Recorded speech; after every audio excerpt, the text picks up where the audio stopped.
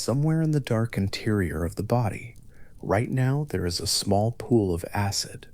It sits in the hollow of the stomach, held in a pouch of living tissue, and it is strong enough, in purely chemical terms, to corrode iron and dissolve zinc. The pH of the fluid ranges somewhere between 1.5 and 3.5, which places it comfortably in the territory of industrial solvents, and yet the body holds it without incident, hour after hour, through sleep and waking and sleep again, because the lining of the stomach rebuilds itself constantly against the acid it contains, replacing its own cells every 3 to 4 days, in a cycle that requires no instruction from the mind and no conscious effort from the person it belongs to. This is not an emergency. It is not a near miss, held in careful balance. It is simply what the body does, quietly and without announcement, in the same interior dark where the heart turns over its slow work and the lungs press open and fall closed. The stomach lining does not know it is doing something extraordinary. It only knows, in whatever way a cell can be said to know anything, that the work continues. It is worth sitting with that image for a moment before moving on. The cells of the stomach wall completing their rotation every few days, a full renewal finished and begun again before most people have remembered to water a plant or return a phone call. The process is entirely invisible from the outside. Nothing announces it. The body simply maintains itself from the inside against a contained chemistry that would mark metal if it had the chance. The skeleton is doing something similar, though on a different scale and in a different register. Bone looks inert. Pressed between the fingers, the idea of bone is hardness and stillness, a structure that holds its shape and does not participate in much. What bone actually is, in terms of structural engineering, is one of the most efficient load-bearing materials found anywhere in nature. A single cubic inch of compact human bone, a piece that might fit in a closed palm, can withstand a compressive load of roughly 170 megapascals before it finally yields.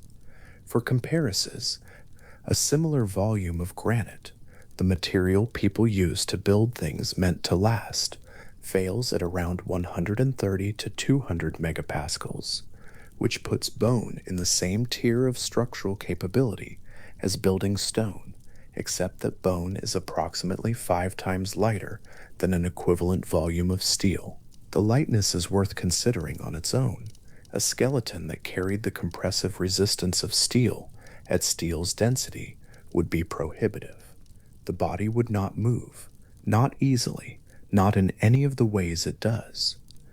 Instead, the architecture of bone achieves what the best structural engineers spend careers chasing: the maximum resistance for the minimum material, arranged in a lattice that distributes load along lines of stress.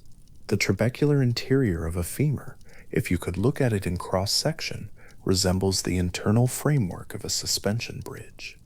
Open branching, precisely calibrated to the forces the bone is most likely to encounter. This did not result from design in any conscious sense. It grew that way, slowly, over a developmental process that began before birth and continued into early adulthood, adjusting incrementally to the stresses placed on it by movement, by weight, by the specific habits of the specific body. A child who climbs trees develops slightly denser bone along different stress lines than a child who does not. The skeleton pays attention in its slow way and accommodates what it finds. The bones are quiet about all of this. There is no mechanism by which a person can feel their femur distributing a load across its trabecular lattice, no sensation that corresponds to the structure doing exactly what it was built to do. It simply holds for decades through everything placed upon it, and gives no notice of the engineering involved. There is a study from 2014 published in the journal Science by researchers at Rockefeller University that arrived at a number so large it initially resists comprehension. The study was not about the skeleton or the stomach. It was about the nose. Specifically, it was about how many different odors the human nose is capable of distinguishing, and the answer the researchers arrived at was at least 1 trillion. 1 trillion distinct odor combinations accessible to the human nose through approximately 400 types of olfactory receptor, arranged in the nasal epithelium and connected by direct neural pathway to a part of the brain that processes smell without the usual translation steps that other senses require. Sound, when it arrives at the auditory cortex, has been transduced and relayed and processed through several stages. Smell travels more directly, which is part of why it connects so readily to memory and to something less definable than memory, the particular feeling of a place or a season that a scent can summon before the brain has identified what the scent even is. The number 1 trillion is difficult to hold in any concrete way. It becomes more manageable as a ratio. Prior to the 2014 study, the standard scientific estimate for human odor discrimination had been around 10,000, a figure that had been widely cited for decades and turned out to be not just slightly wrong, but off by a factor of 100 million. The methodology the Rockefeller team used was different. They worked with combinations of olfactory components rather than individual compounds, which is closer to how smells actually present themselves in the world, layered and mixed and arriving all at once rather than one at a time. On an ordinary morning walk through a market, bread cooling on a rack, coffee somewhere ahead, rain on stone from the night before, the faint ghost of wood smoke from something burning 2 streets over. The nose is processing not a handful of discrete signals, but a dense layered field of combinations, sorting them in real time, flagging the familiar, noting the new. The brain receives this information and generally files it without comment, the way it files the temperature of the air and the pressure of the ground underfoot. The nose does not announce its work, it simply continues it, as long as the body is breathing. What the Rockefeller study established, quietly, in its pages of methodology and receptor analysis, is that the human nose is significantly more capable than had been assumed, and that the assumption of 10,000 had persisted not because it was well supported, but because it had been cited often enough to feel authoritative. Science does this occasionally. A number or a claim achieves a kind of stability through repetition, and it takes a methodologically careful study to displace it. The revision in this case was not a small adjustment. It was an expansion of 11 orders of magnitude. The number 1 trillion is also difficult to fully connect to the physical structure responsible for it. The olfactory epithelium, the patch of tissue in the upper nasal cavity where olfactory receptor neurons actually live, is roughly the size of a postage stamp. 2 postage stamps, one in each nostril. The neurons embedded in that small surface are individually among the most directly exposed sensory cells in the body. They are neural tissue in contact with the outside air, unmediated by any additional structure. They have short lifespans and are continuously replaced, which means the nose regenerates its sensory surface on a cycle not entirely unlike the stomach lining, though for different reasons and on a somewhat longer schedule. 400 types of receptor on a postage stamp of tissue, working in combination, opening a space of 1 trillion potential distinctions. The structure is small enough to fit in a closed hand. What it accesses is not. The eye operates on a different kind of enormity. The human visual system is sometimes compared to a camera, and the comparison is useful up to a point. Both work by directing light onto a photosensitive surface and translating the result into a signal. The point at which the comparison becomes misleading is in how each one handles resolution. A camera captures a single frame at a fixed resolution, and every part of that frame is recorded with equal clarity. The human eye does not work this way.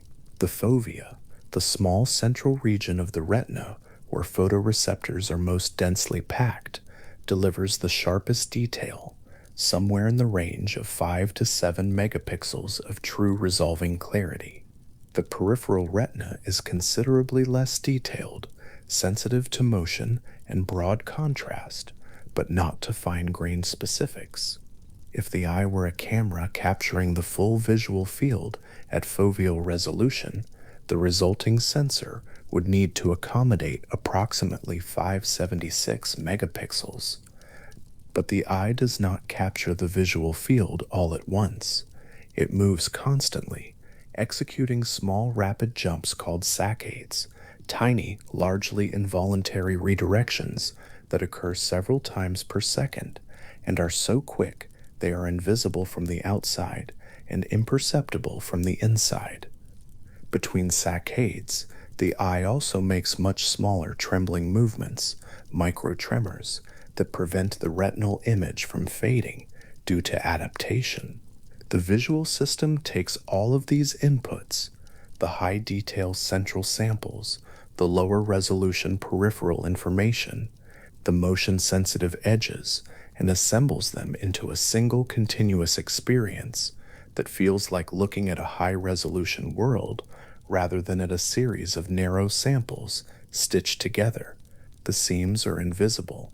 The construction process is invisible. What arrives in conscious experience is simply the room, the window, the ceiling, complete and unbroken, as though it had been recorded whole by a sensor that resolved every part of it equally. The 576 megapixel figure is, in a sense, a description of the brain's reconstruction rather than the eye's direct capture, the number that would be needed to represent the product of the work rather than the work itself. What this means in practical terms is that the act of looking at something still, a ceiling in the dark, a wall, a window, is a continuous and active process even when it feels entirely passive. The eye is moving, the brain is sampling and assembling. The experience of a still room is being rebuilt from pieces many times per second into something that presents itself as uninterrupted. Nothing about this is apparent to the person it is happening to. There is something in that worth lingering on. The seamlessness of what the visual system presents is itself a kind of construction, not a record, but a rendering, built from rapid, overlapping samples and delivered so smoothly that the construction process never surfaces.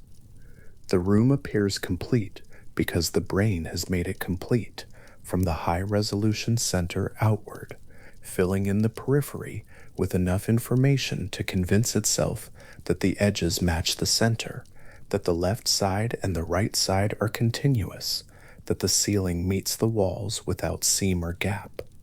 This is not a flaw. It is a solution to a real engineering problem: how to process a full visual field without the metabolic cost of a retina dense with foveal-grade photoreceptors from edge to edge. Evolution, working over a very long time with very limited resources, arrived at a system that delivers the appearance of completeness by constructing it on demand, in real time, faster than the conscious mind can detect the process. The eye on a quiet evening, resting on a wall or a ceiling, is doing all of this, moving, sampling, assembling. The wall looks still because the brain has decided that it is still, based on the assembled evidence, and delivers that conclusion as a direct and unmediated experience of stillness. Outside the set of ongoing constructions, the stomach renewing its lining, the skeleton holding its load, the nose sorting its layered signals, the eye stitching its seamless field, there is one more thing the body is doing that was not known until 2009 when a group of Japanese researchers using highly sensitive CCD cameras sensitive to wavelengths far below what the human eye can detect confirmed something that had been suspected but never clearly demonstrated. The human body glows, not in any way visible to the naked eye, and not in the loose metaphorical sense of health or warmth. In a measurable, photon emitting, physically real sense, the living body produces a faint bioluminescent light. The glow is approximately 1,000 times too dim to see without equipment, far below the threshold of human visual sensitivity produced by chemical reactions in the body's metabolic processes and emitted from the surface of the skin as photons in the visible range. The researchers measured it by placing subjects in a completely dark room and exposing them to the CCD cameras for extended periods, building up a composite image over time. What the images showed was not a uniform glow. The bioluminescence is strongest around the face, particularly around the cheeks and forehead and mouth, and it follows a daily cycle, lowest in the morning, rising through the day, reaching its peak around late afternoon, and falling again as evening comes. The pattern corresponds broadly to the body's metabolic activity across the day, the chemistry running slightly faster in the afternoon, the byproducts of that chemistry including, among many other things, a handful of photons too faint to see. The face, in other words, brightens slightly as the afternoon light outside begins to fade. Not visibly, not in any way that would be noticed by another person in the room, but there, real, measurable, a faint and continuous output of light from a body doing its ordinary work. This finding did not reshape medicine or alter the course of any clinical practice. It appeared in the research literature, was noted and discussed, and settled into the body of knowledge about human biology as one more quiet detail about what the body does when no one is particularly looking. The bioluminescence serves no known function. It is a byproduct, an emission, something that simply happens as a consequence of biochemistry, rather than a mechanism selected for a specific purpose. It is not the same as the bioluminescence of a firefly, which is a functional signal, or the glow of deep-sea creatures, which serves communication or luring or camouflage. This is closer to the warmth the body emits as a byproduct of metabolism, a consequence, not an intention. And yet it is there, photons leaving the skin, brightest at the face, rising through the afternoon, falling in the evening, following the day's chemistry, with the same quiet fidelity that the stomach lining follows its renewal cycle, and the eye follows its invisible movements. The body producing light it cannot see, in a quantity too small to matter, simply because doing so is part of what living chemistry does. There is something particular about this fact, not alarming, not medically significant, simply quietly extraordinary, that places the ordinary body in a different light, so to speak.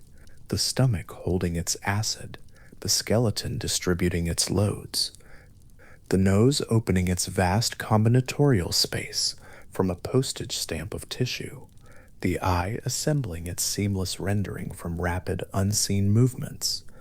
And now this, the face emitting its faint, invisible brightening as the day tilts toward evening, a glow that rises and falls on its own schedule, too dim to see, too real to dismiss, going on right now in the space between visible and not.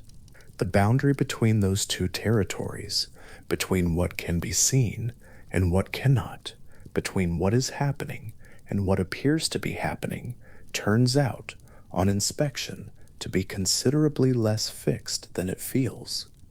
The body contains more than it shows. It processes more than it seems to. It emits more than it appears to.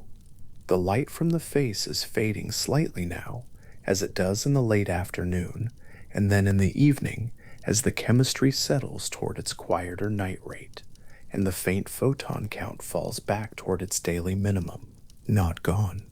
Still there, still real, still being emitted at a wavelength the eye cannot reach, while the eye itself continues its quiet micro movements across the ceiling, and the stomach continues its invisible renewal, and the nose goes on sorting whatever remains in the air. The body at rest, in the dark, doing all of this, none of it announced, none of it felt, all of it continuing, unhurried, through the hours between now and morning, the glow too faint to see, and the work too steady to notice, the boundary between the visible world and the invisible one, thinner and quieter and more inhabited than it appeared. The stomach holds what it contains. The bones hold what they carry. The nose goes on, finding its distinctions in the dark. And somewhere along the surface of the skin, in wavelengths the eye has never been equipped to reach, a small and genuine light persists, brightest at the face, following its daily arc, belonging entirely to the ordinary chemistry of being alive. On the sandy floor of a shallow coastal reef, a mantis shrimp rests between two fragments of coral, its body striped in colors that have no names in most human languages. It is approximately 10 centimeters long. To any nearby creature with ordinary vision, it looks like a bright and compact animal, small enough to hold in a closed hand. What is considerably less apparent is that the mantis shrimp is perceiving its world through 16 different types of color-sensitive cells, while the human eye manages the same task with 3. The difference is not simply a matter of seeing more shades of what is already visible. The mantis shrimp detects ultraviolet and infrared wavelengths, ranges of light that fall entirely outside what human vision processes. The world it occupies is made of colors for which no color word exists, because no human has ever seen them, only measured their presence and inferred that something somewhere is built to receive them. That world is a quiet one to observe from the outside, and the mantis shrimp goes about it with no apparent sense of occasion. It rests, it watches. When it moves with precision, and when it strikes with a force that takes a moment to hold in mind honestly. The club-like appendage it uses to attack prey accelerates at roughly the speed of a bullet fired from a small caliber firearm, and delivers up to 1,500 newtons of force on contact. The water around the strike does not simply part and close again, and the speed of the blow creates a cavitation bubble, a region of such low pressure that the water momentarily collapses into vacuum before snapping back together. That collapse produces a second impact, a shock wave of sound and pressure that arrives just after the physical strike, sometimes capable of stunning or killing prey. The first blow did not finish. The mantis shrimp, in effect, hits twice from a single motion, and does both of these things with an appendage small enough to fit inside a coffee mug.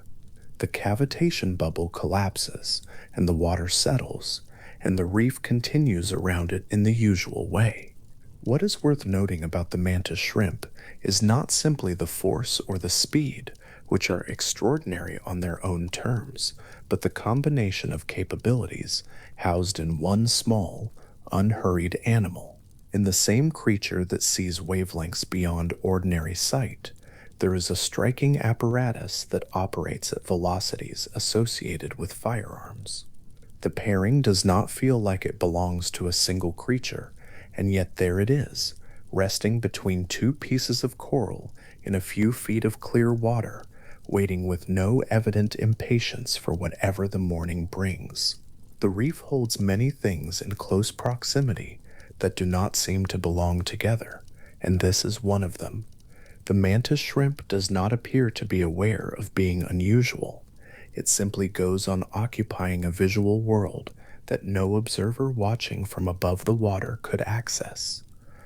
and goes on carrying that striking force in two small folded appendages, and eventually, when the moment comes, delivers both with the economy of something that has been doing exactly this for a very long time. How long exactly is its own kind of question.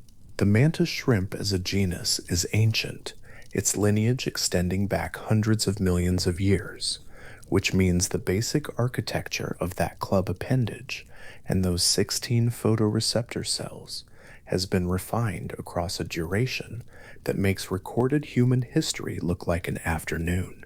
Whatever the design process was, the result is this: 10 centimeters of animal resting quietly on the seafloor, waiting with a visual field and a striking capability that no single category quite covers. Away from the reef, in deeper and colder water farther north, another animal lived out a very different kind of extraordinary duration. It did not strike or hunt or move with any particular speed. It simply grew, incrementally, in the way that certain cold water creatures do, when the sea around them holds a temperature low enough that metabolism slows to a pace closer to stillness than to life as commonly imagined. One ring per year, one slow incremental addition to a shell already ancient, laid down without drama in the dark of the North Atlantic seafloor. The clam that scientists would eventually name Ming was alive in the sea off the coast of Iceland when the Ming dynasty ruled China. It was alive during the Renaissance and through the long centuries that followed, while languages changed above the waterline and whole political maps were drawn and redrawn and drawn again. The clam kept adding rings, not conspicuously, not in any way that would have attracted attention even from a careful observer. It simply continued. Ocean quahog clams are among the longest-lived animals on Earth, a fact that becomes easier to hold after a moment of considering what cold, stable, undisturbed conditions can do to a life.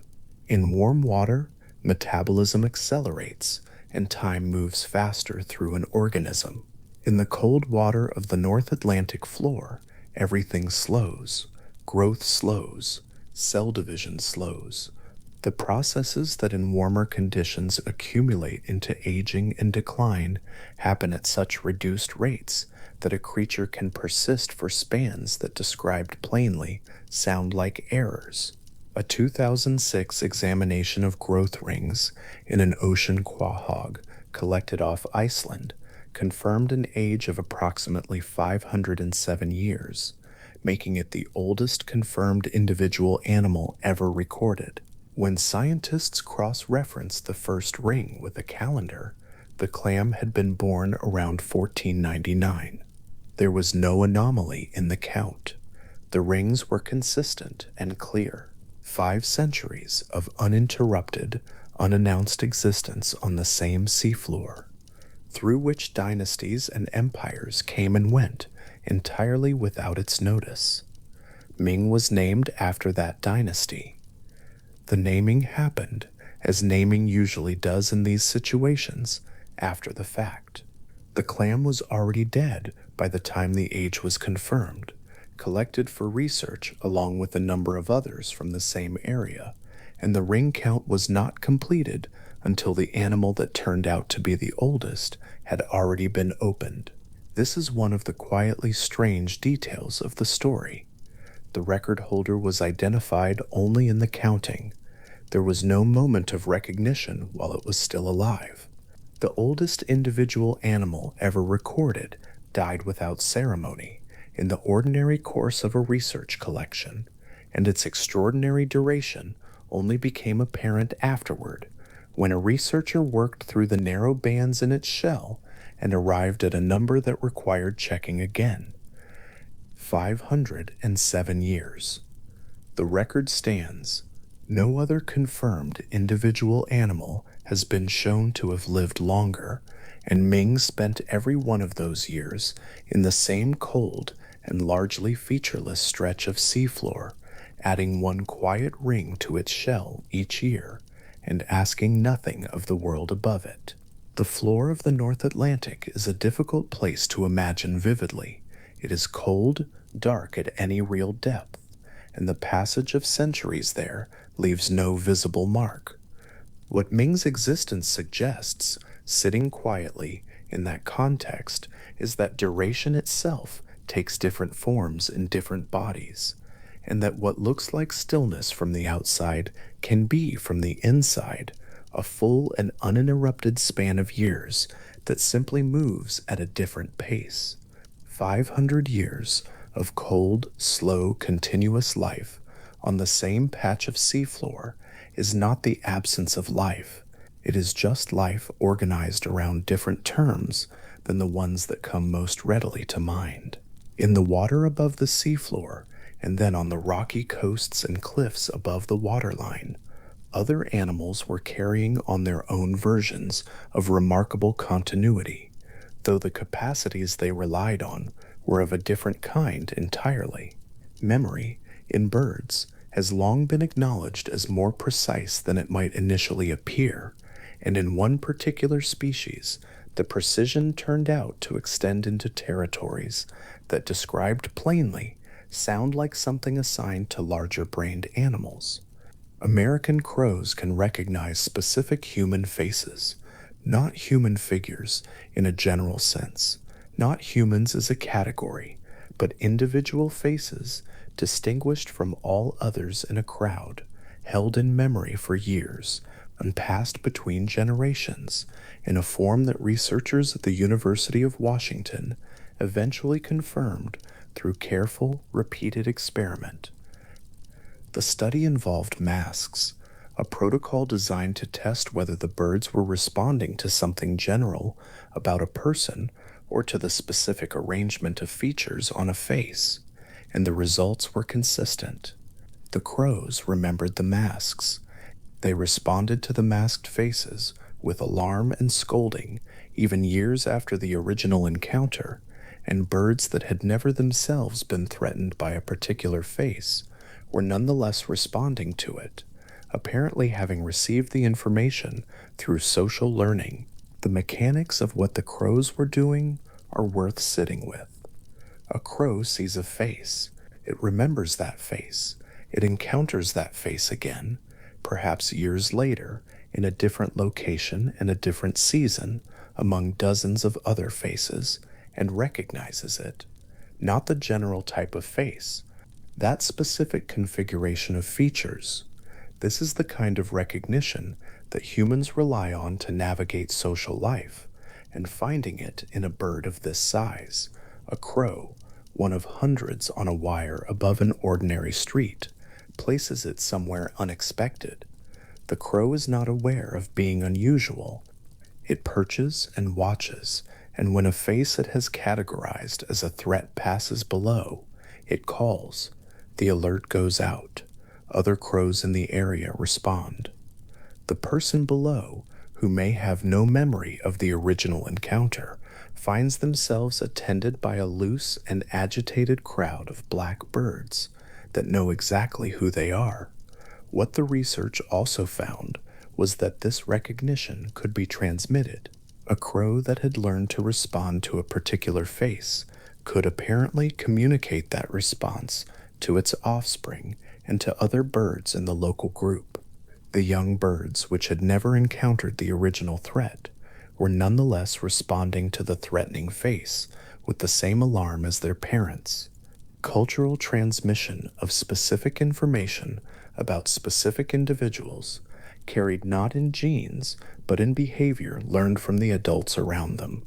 The idea that a crow hatched this spring might already know a particular human face, not because it encountered it, but because someone who did encounter it communicated the relevant information, sits in the mind for a moment before settling into place.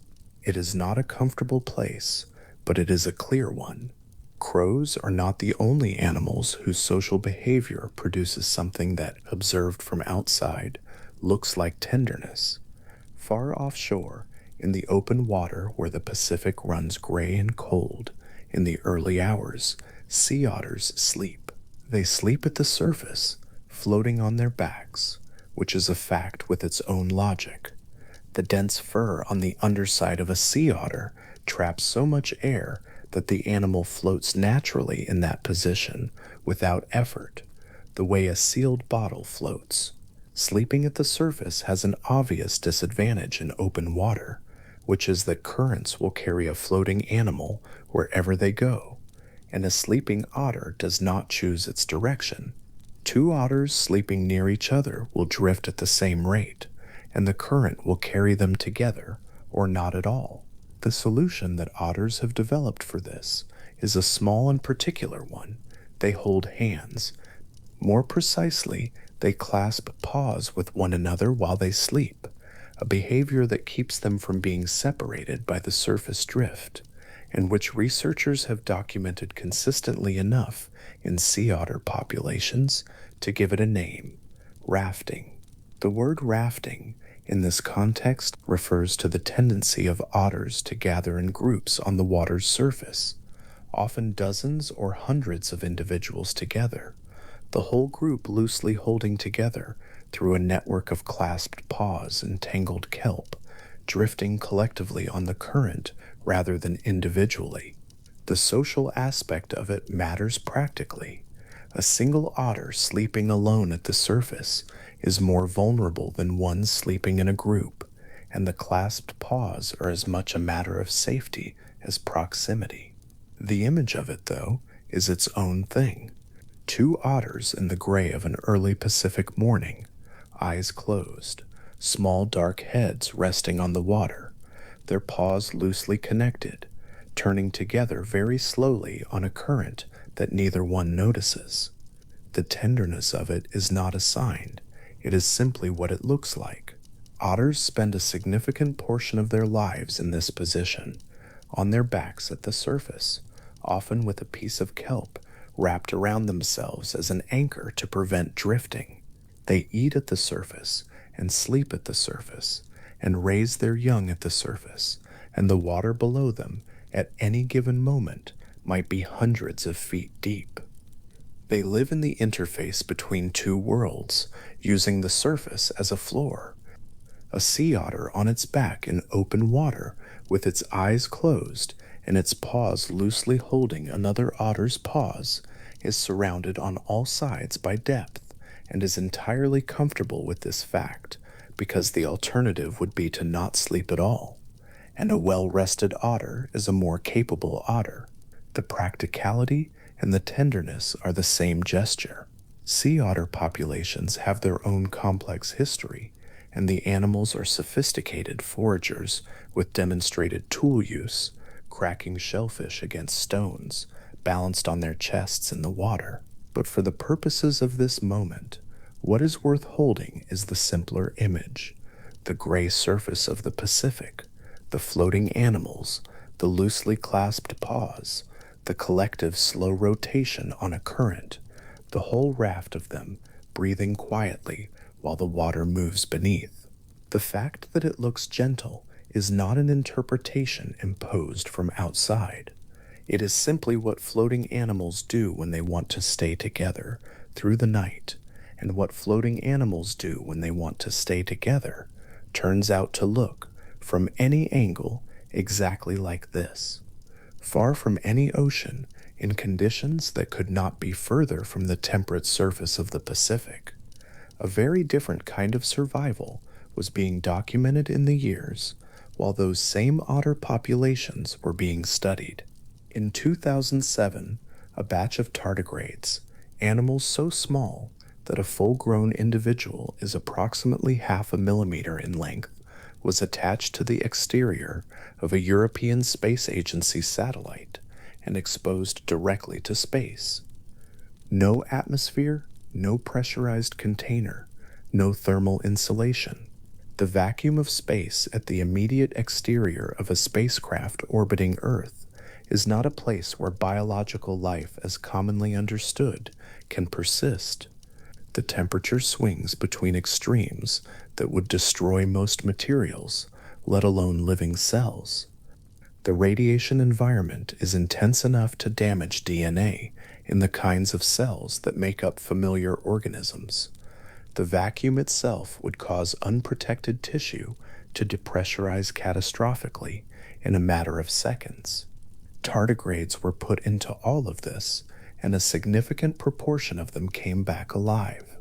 The animal that survived this deserves a moment of description before the survival itself is discussed further.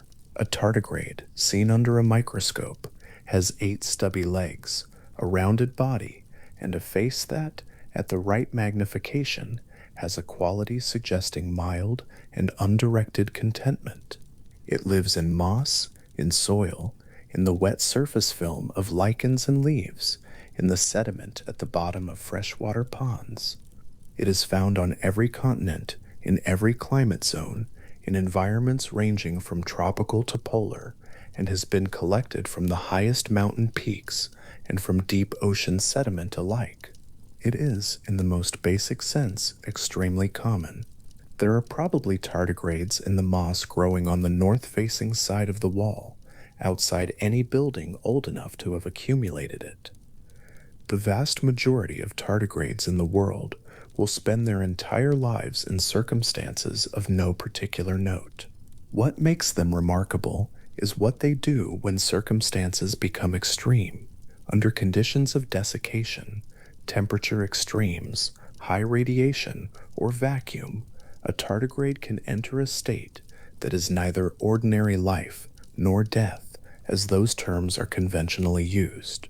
It pulls its legs inward, expels most of the water from its body, and replaces it with a substance called trehalose, a sugar that forms a glass-like matrix around its cellular structures, protecting them from damage. Its metabolism drops to less than 1% of its normal rate. In this state, known as cryptobiosis, the tardigrade is no longer doing most of the things that define a living organism. It is not metabolizing in any significant sense. It is not responding to its environment. It is not growing or reproducing or processing nutrients. It is, in the most accurate available description, paused, and it can remain paused, apparently without damage, through conditions that would reduce most living matter to fragments. The 2007 experiment exposed tardigrades in this paused state to 10 days of direct vacuum, cosmic radiation, and temperature extremes on the exterior of the spacecraft. When the satellite returned and the samples were brought back to standard conditions, a significant proportion of the tardigrades revived, their metabolism resumed. They began moving their 8 stubby legs. Some went on to reproduce successfully, producing offspring that were, by all observable measures, normal. The space exposure had not prevented that. Whatever the glass matrix of trehalose had been protecting during those 10 days in orbit, it had protected it well enough that, given water and a reasonable temperature and a surface to walk on, the animals came back to exactly what they had been before. The tardigrade floating in the vacuum outside a spacecraft in 2007 was not the first of its kind to survive extraordinary conditions, and will not be the last. Experiments in subsequent years exposed tardigrades to pressures 6 times that found at the deepest point of the ocean, and to the kinds of radiation doses that would be lethal to all other known multicellular organisms, and obtained similar results. The resilience is not a specific adaptation to space, which tardigrades have not encountered in their evolutionary history on Earth. It is a general-purpose mechanism for surviving whatever extreme condition arrives, and it turns out to work equally well in the vacuum of low Earth orbit as it does in the desiccated interior of a Himalayan moss cushion in winter. What this says about the definition of survival is a question that does not need answering here, and probably does not have a clean answer anyway. What it does is open the definition out. The tardigrade sealed in cryptobiosis and drifting on the exterior of a spacecraft in the dark above the atmosphere had no experience of the situation, no awareness of where it was or what surrounded it. It was paused. Whatever it means to be alive, it was not quite that, and whatever it means to be dead, it was not quite that either. It occupied a state that the available vocabulary does not cleanly accommodate. 10 days from Earth, waiting without knowing it was waiting for conditions to return to something it could use. The word cryptobiosis comes after the thing itself has been described, and the thing itself is stranger than the word. A body made mostly of water, from which the water has been removed and replaced with glass-forming sugar, the whole structure held in suspension at near zero metabolism, surviving the vacuum and radiation of open space for 10 days before reverting to an animal walking on 8 stubby legs in a petri dish. The mantis shrimp sees colors no instrument built for human perception can show. The clam named Ming added 1 ring per year for 5 centuries without event. The crow on the wire remembers a particular face and has already told its children about it. The otter clasps the paw of the otter sleeping beside it on the gray Pacific surface, and both of them drift, and neither one wakes. These are not stories arranged for effect.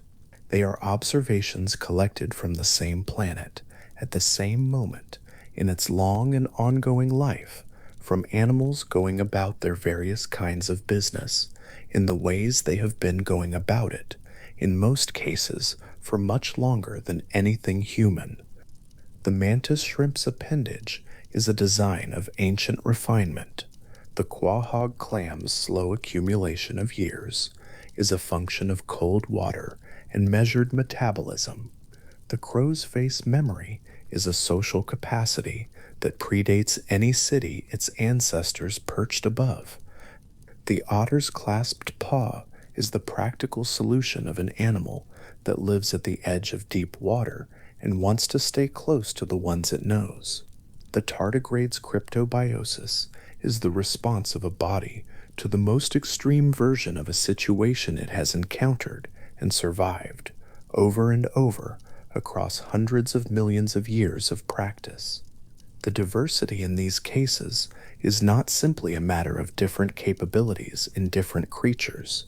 It is a matter of different organizations of what it means to perceive, to endure, to remember, and to stay close. The mantis shrimp perceives in 16 colors and strikes twice from a single motion, remembering endured by barely moving at all. For 5 centuries in cold and darkness, and built its record 1 ring at a time.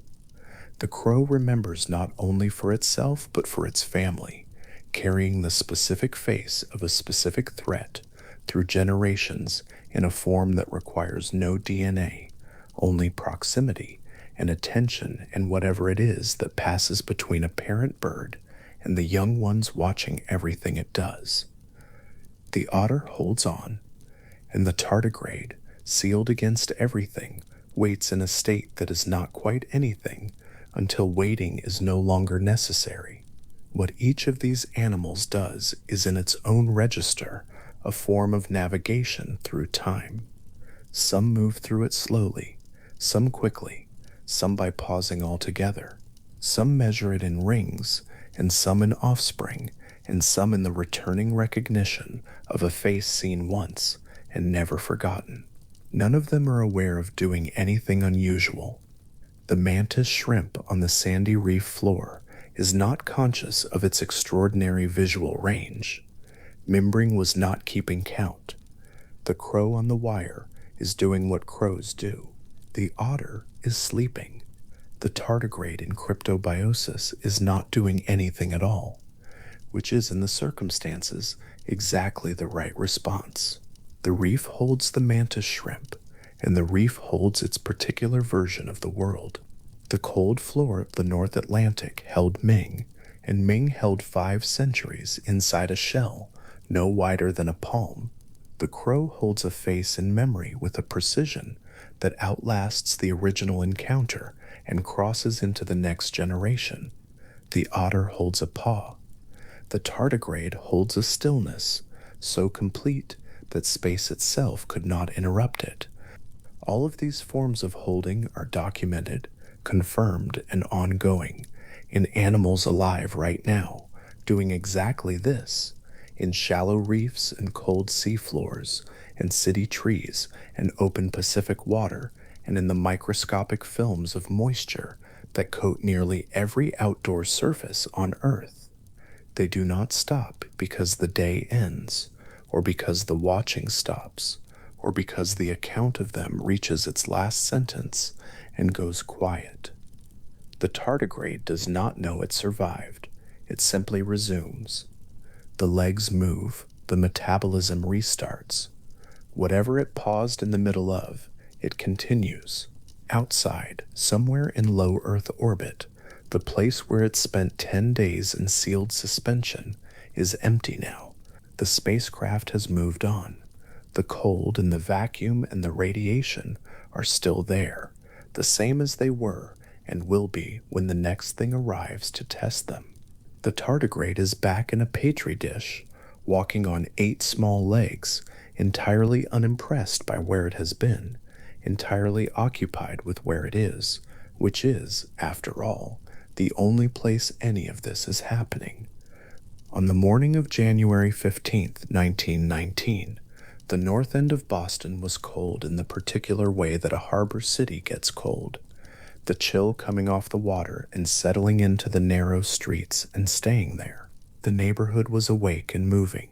People were on their way to work. The smell of bread was in the air, and the trams were running, and nothing about the morning gave any indication that it would be remembered.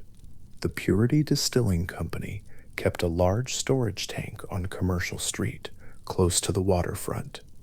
The tank held molasses, approximately 3 million gallons of it, dark and dense and cold from the night, sitting behind steel walls roughly 50 feet high.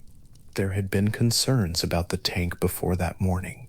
Residents of the neighborhood had noticed it seeping, had seen the brown stains running down the outside of the metal, had smelled the sweetness on warm days. These things had been noted and not attended to. At a few minutes past noon, the tank failed. The sound it made carried for blocks.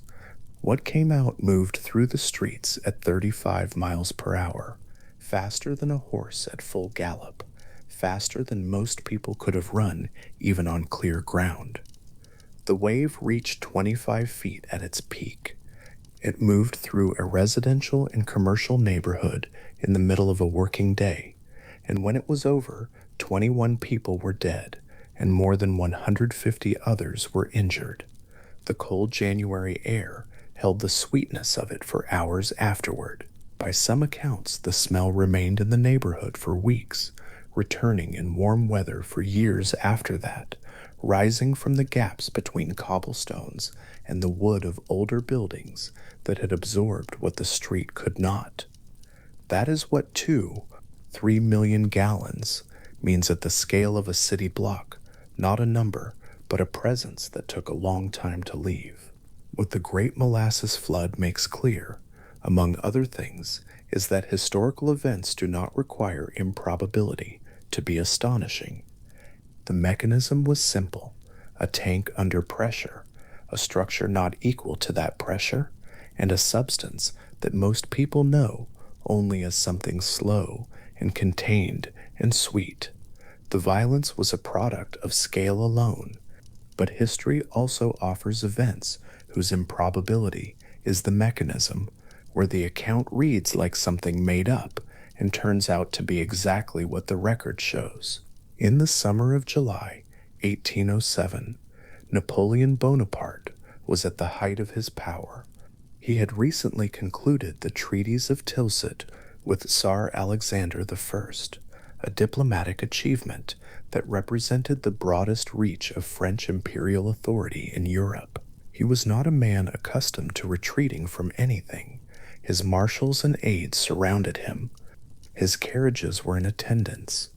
The fields of northern Europe were at that moment in the world's history arranged substantially to his advantage.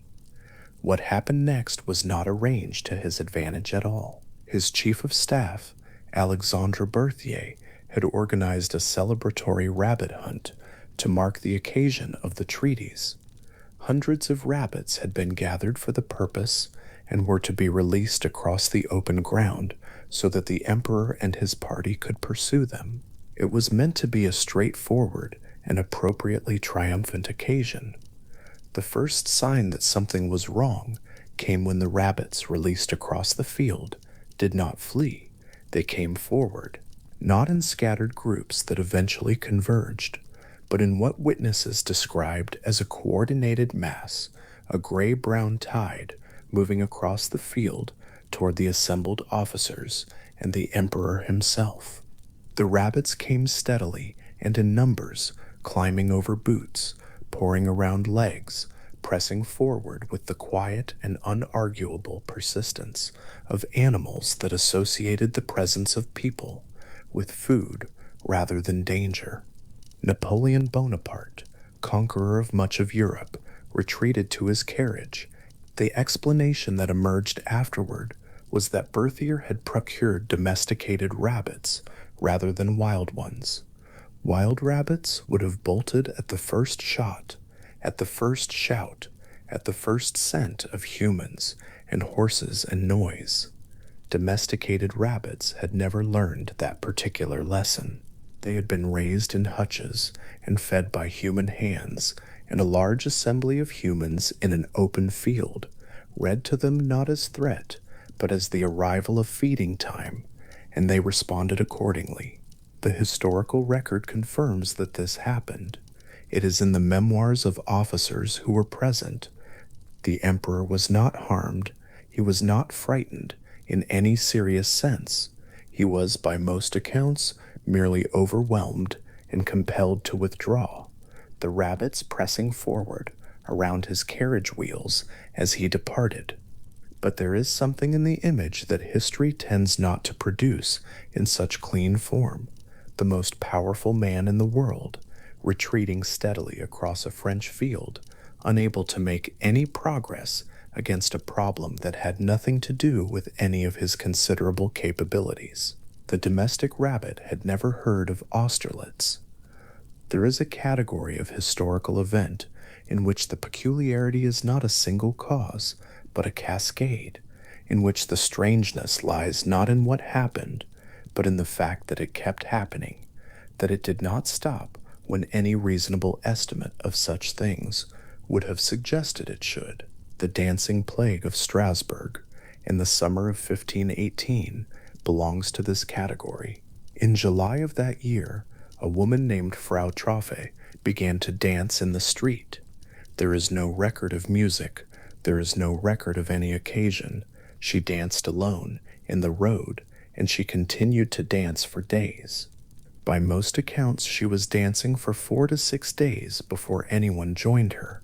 Then gradually, and then less gradually, others joined in. The count rose over the following weeks to what contemporary records describe as approximately 400 people. They danced continuously. They could not stop. The physicians of Strasbourg were consulted.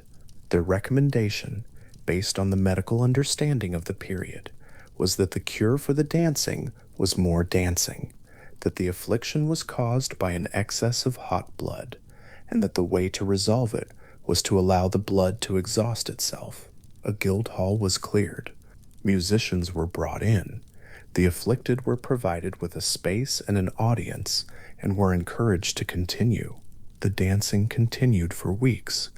Some of the participants died of physical exhaustion, of heart failure, of strokes that came from bodies working past the point at which bodies can work. Whatever it was not performance. Observers described people dancing with their feet bleeding, unable to stop, weeping, sometimes insensible.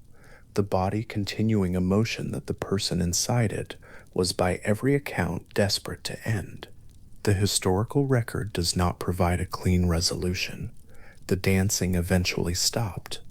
The circumstances under which it stopped are not clearly preserved. Frau Trofea, who began it alone in a July street, disappears from the record before it ends.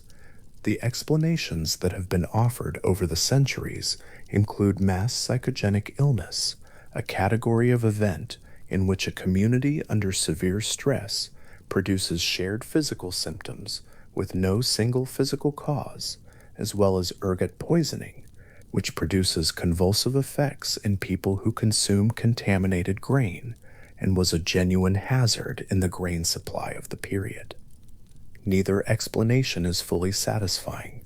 Ergot poisoning generally does not produce this particular pattern of symptoms, and mass psychogenic illness is more a name for the phenomenon than an account of its mechanism. What the records show is that it happened, that it went on far longer than it should have, and that the community's response to it was entirely consistent with the medical knowledge of the time, which turned out to be the wrong knowledge entirely. What is worth holding for a moment is not just the spectacle of it, but the silence at the center of it. The fact that no one knew what was happening, that the people responsible for providing an answer gave their best answer and were wrong, and that something unclassifiable moved through a city in the summer and eventually left, and the city went on. That is more common in history than the tidy accounts of it suggest. The category of things that simply happened and were not fully explained and were not fully forgotten is a large one. History also has a category of events that are not inexplicable, but are, in a strict technical sense, incomplete. Events that are fully documented up to a specific point and then simply stop, the record ending not with an answer, but with a blank. The disappearance of Harold Holt on the afternoon of December 17, 1967, belongs to this category.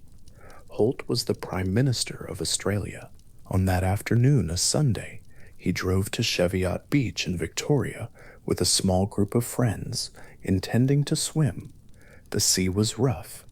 People who had seen the water that day described conditions that most experienced swimmers would have avoided. Holt was a strong swimmer and was known to be confident in open water. He entered the surf. He did not come back out. There were witnesses on the beach. They saw him enter the water. They watched the place where he had been.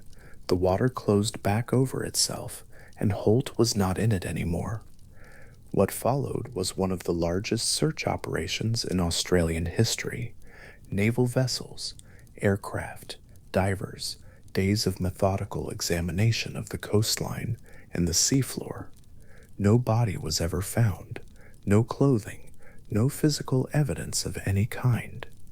The Prime Minister of Australia entered the ocean in front of witnesses and was not seen again, and the sea, which is not interested in rank or in unfinished business, offered no account of what had happened to him. The absence of a body in a drowning is not in itself improbable. Ocean currents move things. The particular stretch of coastline at Cheviot Beach has deep water and strong current patterns that are consistent with a body being carried far from shore before it could be recovered. The explanation most investigators have settled on is straightforward. Harold Holt drowned, and the circumstances of that stretch of water meant that recovery was not possible. But the absence of any physical evidence for a drowning that occurred in front of witnesses, with extensive search resources, left a space in the record that history does not always tolerate quietly. Into that space, over the years that followed, went a considerable number of theories. One of the most persistent held that Holt had been retrieved by a Chinese submarine operating off the Australian coast, that the swim was not a swim at all, but an exit, that the Prime Minister had been a Chinese intelligence asset for years and had arranged his own departure. The theory was argued in a 1983 book and has never fully left public circulation, despite the absence of any documentary or material evidence for it. The more the official record acknowledges that something is missing, the more readily the imagination fills the gap with something that, while wrong, has the advantage of being complete. That is worth noting as a pattern. History's blank spaces do not stay blank for long. The mind that encounters a clean factual edge. A man entered the water. The man was not in the water. The man was not found, tends to reach for the story that fills the shape of the absence. And the shape of Harold Holt's absence was exactly the shape of a spy story, which is why one was provided. The ocean had no comment on the matter. There is something particular about disasters caused by things that are not normally considered dangerous. The Great Molasses Flood was caused by sugar. The Dancing Plague of Strasbourg was caused, depending on which explanation one finds most persuasive, by either contaminated grain or by grief and stress, and the body's particular ways of collapsing under too much of both. On the evening of October 17th, 1814, a disaster in London was caused by beer. The Muse and Company Brewery occupied a substantial site on Tottenham Court Road in the St. Giles neighborhood, a district that was, at that time, one of the most densely populated and impoverished areas in the city. The brewery operated large vats of fermenting porter, each one holding tens of thousands of gallons. One of these vats had an iron hoop that held its wooden staves in place. On the evening of October 17th, that hoop gave way. The pressure of the failing vat overwhelmed the next one, and then the next. The cascade released approximately 100,000 gallons of porter beer into the surrounding streets. The wave that moved through St. Giles was lower and slower than the wave of molasses that would move through Boston a century later, but the neighborhood it entered was packed tightly with buildings and people, and the force of the liquid against walls and into basements did its own kind of work. 8 people died, some struck by the wave directly, some trapped in basements that filled before anyone could reach them. Houses in the immediate area were damaged or collapsed entirely. The brewery faced a legal and financial reckoning in the aftermath. Its owners appeared before an inquest, and the question was put to them, how should this be classified, and who bore responsibility for it? The judgment that came back was that the flood was an act of God. The specific formulation mattered, because it was not merely a verdict about blame, but a financial one. The brewery was subsequently able to petition the government for a return of the excise duties already paid on the beer that had been lost, on the grounds that the loss had been involuntary and the cause divine. The petition was granted. The logic holds together, in a way. An iron hoop had failed. Vats had given way. An enormous quantity of liquid had moved through a neighborhood and killed people and damaged their homes. And when the question of how to account for all of this was put to the relevant bodies, the answer that emerged was that God had done it, and that the appropriate response was to refund the applicable taxes. History has accommodated stranger conclusions with perfect institutional seriousness, and the Mew Brewery inquest is only one example, but it is a particularly clean one. The paperwork exists, the petition exists, the refund was made. What the documentary record captures is a community doing what communities do when something has happened that does not fit comfortably into any available category, finding the closest category that works, writing it down in the appropriate form, and proceeding. The Great Molasses Flood and the London Beer Flood are separated by exactly 105 years and roughly 3,000 miles of ocean, and they share a structure that is worth turning over quietly. Both involved vast quantities of a substance normally held safely in place. Both involved a containment that was known or suspected to be imperfect and was not adequately addressed. Both moved through dense residential areas at a speed that outpaced any adequate response. Both killed people. Both were, in the immediate aftermath, described in ways that centered on the improbability of the substance rather than on the more familiar mechanics of the failure. The inadequate maintenance, the deferred inspection, the cost calculation that had gone the wrong way. There is a reason the substance stays in the memory when the systemic failure fades from it. Beer and molasses are domestic things. They belong in jars and in barrels and in kitchens, moving slowly. The mind holds the image of something known and ordinary, suddenly occupying a scale it was never supposed to reach, and the wrongness of the scale is what the image keeps returning to. The sweet smell on cold air, the dark river running through morning streets, the particular horror of something that should have been contained. Frau Trophia was dancing alone in a July street in 1518 when the other accounts of her exist, which is in the record of a city official's observation and in the subsequent documentation of the municipal response. The record of the event's beginning is spare. She danced. She kept dancing, within days or weeks depending on the account. Others were dancing with her. What the contemporary observers noted, and what later historians have found worth recording, is not only that the dancing happened, but that the authorities of Strasbourg took it seriously as a problem requiring management. The city council met. The physicians were consulted. A guild hall was cleared, and a space made available. Musicians were hired to accompany the dancing. The logic was that the affliction fed on frustration, and that giving it room might hasten its resolution.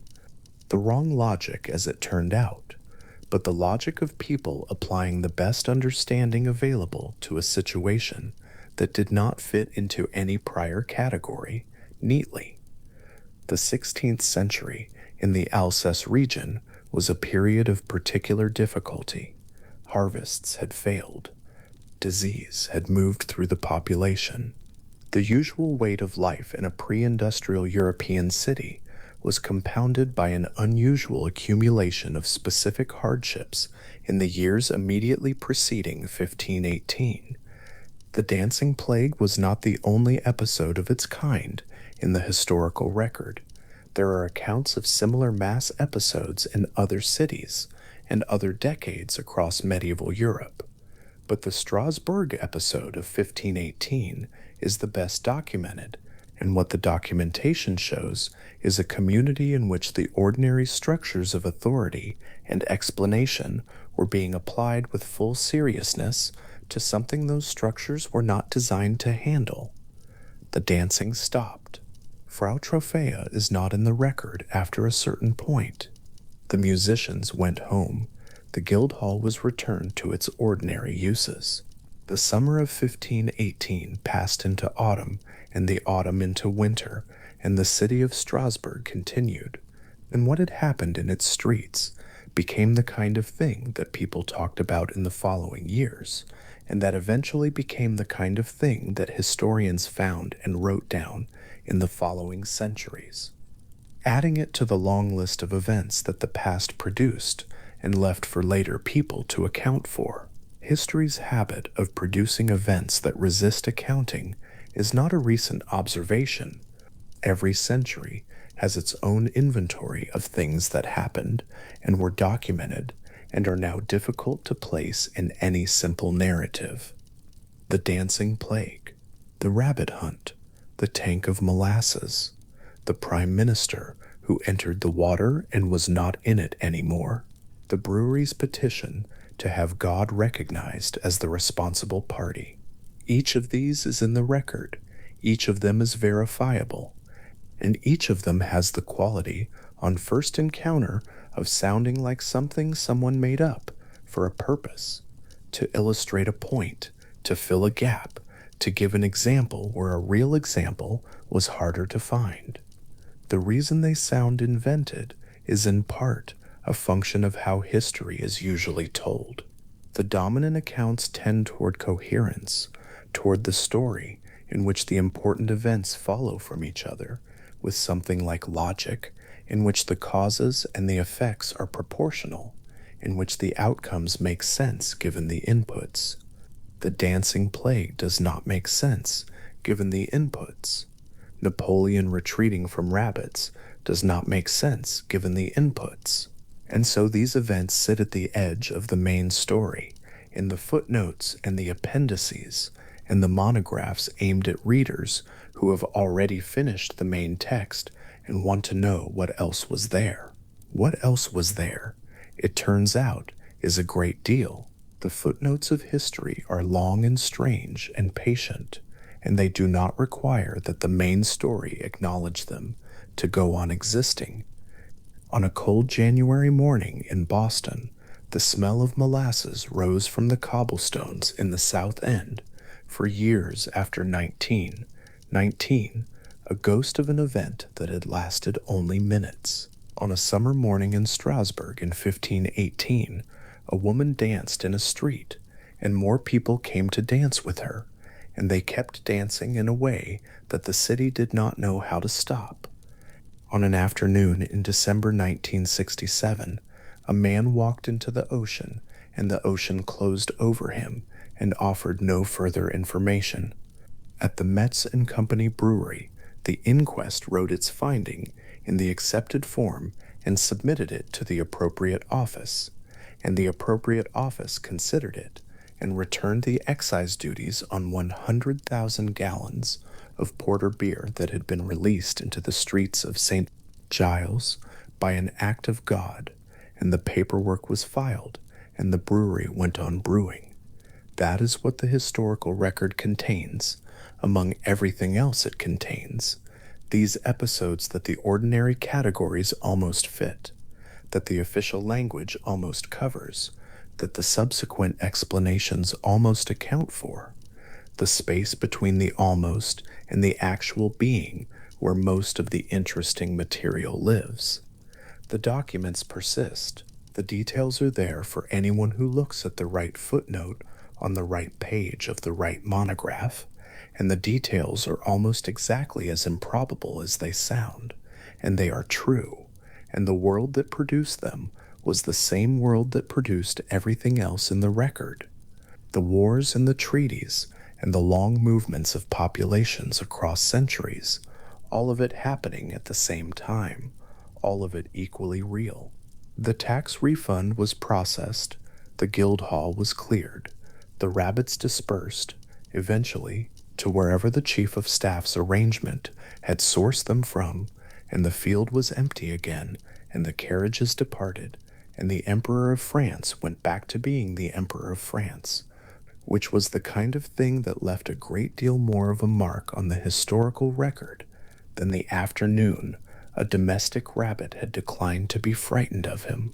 The record is long and strange, and the strangeness is not evenly distributed through it, and the distribution itself is not explainable by any principle simple enough to be worth stating.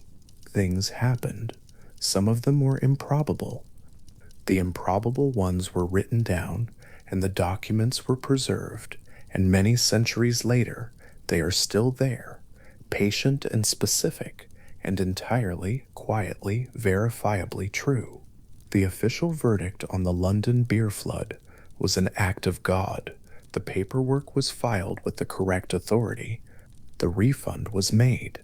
And somewhere in an archive, the document still sits, written in the plain formal language of an inquest in 1814, as serious as any other official record of anything else that happened that year, asking nothing further from anyone who reads it, only that they accept, on the evidence of a properly filed petition and a granted return of excise duties, that on the evening of October 17th, God had chosen to move a very large quantity of porter beer through the streets of St. Giles, and that the relevant authority had reviewed this finding and found it satisfactory, and had processed the paperwork accordingly, and had closed the file.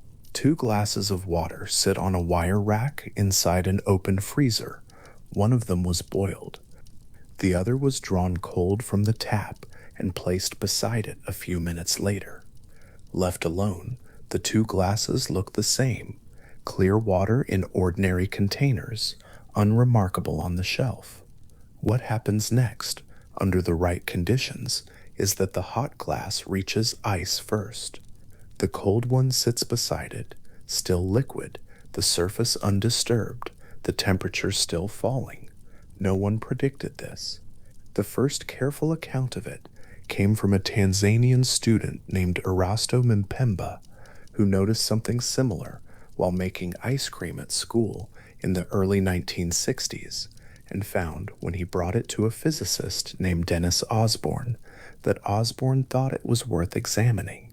Their paper, published together in 1969, described the conditions under which hot water could freeze faster than cold, named the effect after Mpemba, and then left the central question, the mechanism, the reason, the specific chain of physics that makes it happen, open.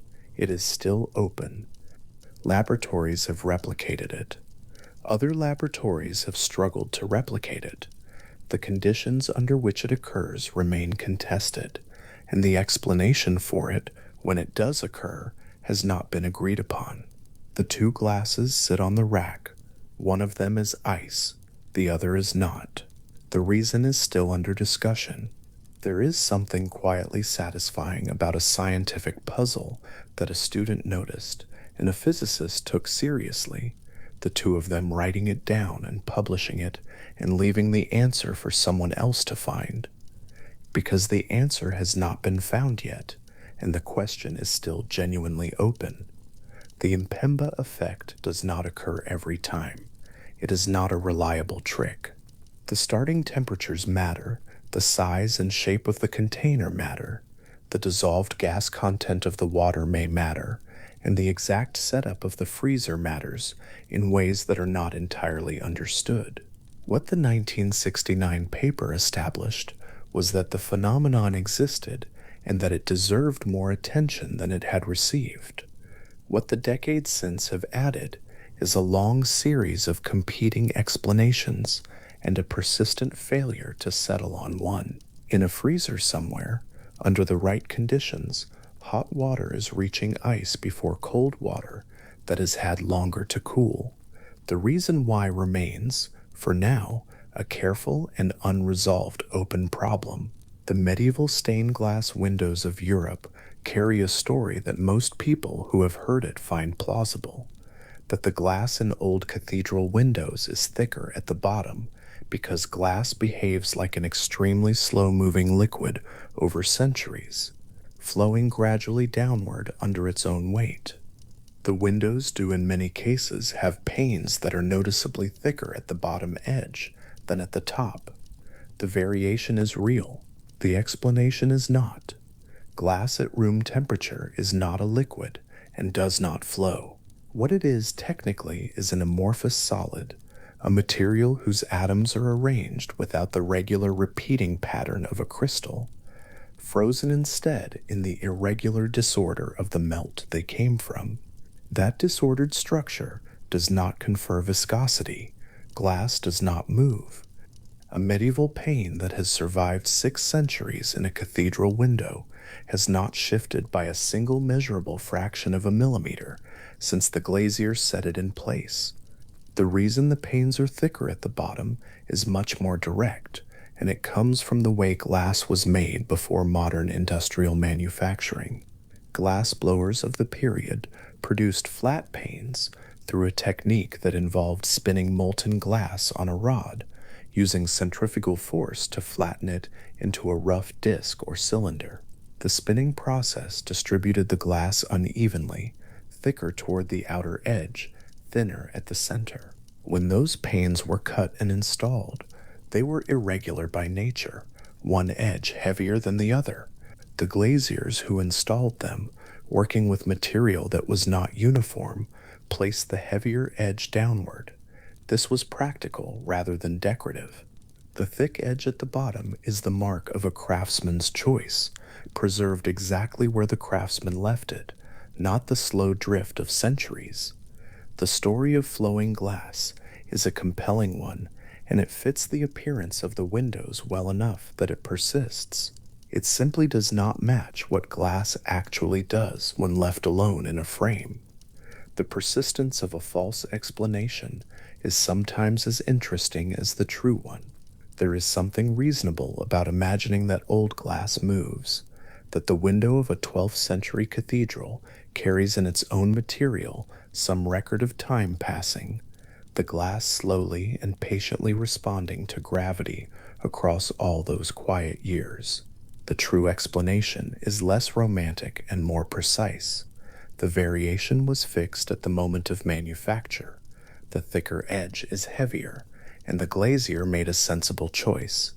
The window has not changed since. What looks like the evidence of time is actually the evidence of a particular kind of skilled hand, its work still visible in a church that may have stood for 800 years.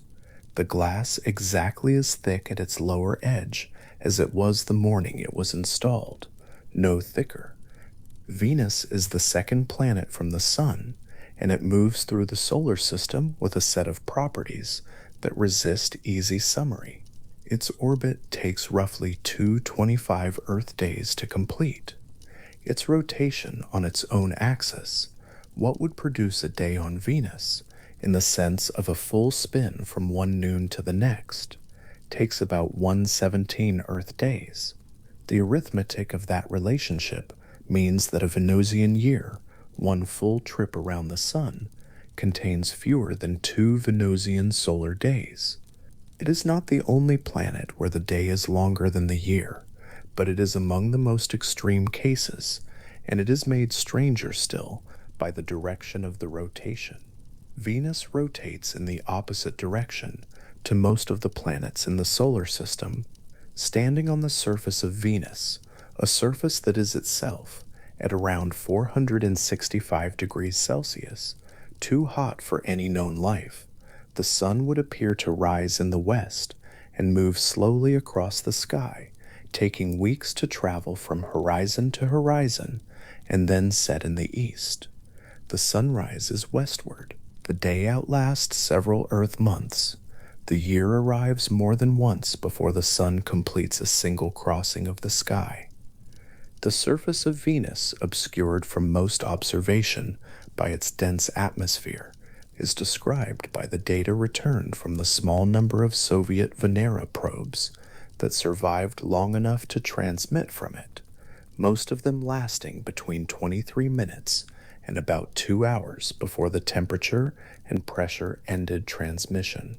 What those probes sent back was a landscape of volcanic plains, highland regions, and a crushing atmospheric pressure roughly 90 times that of Earth's surface, the equivalent of being about 900 meters below the ocean. The peculiar time structure of a Venusian day is not directly observable from Earth, but is precisely calculated from the planet's known rotational parameters.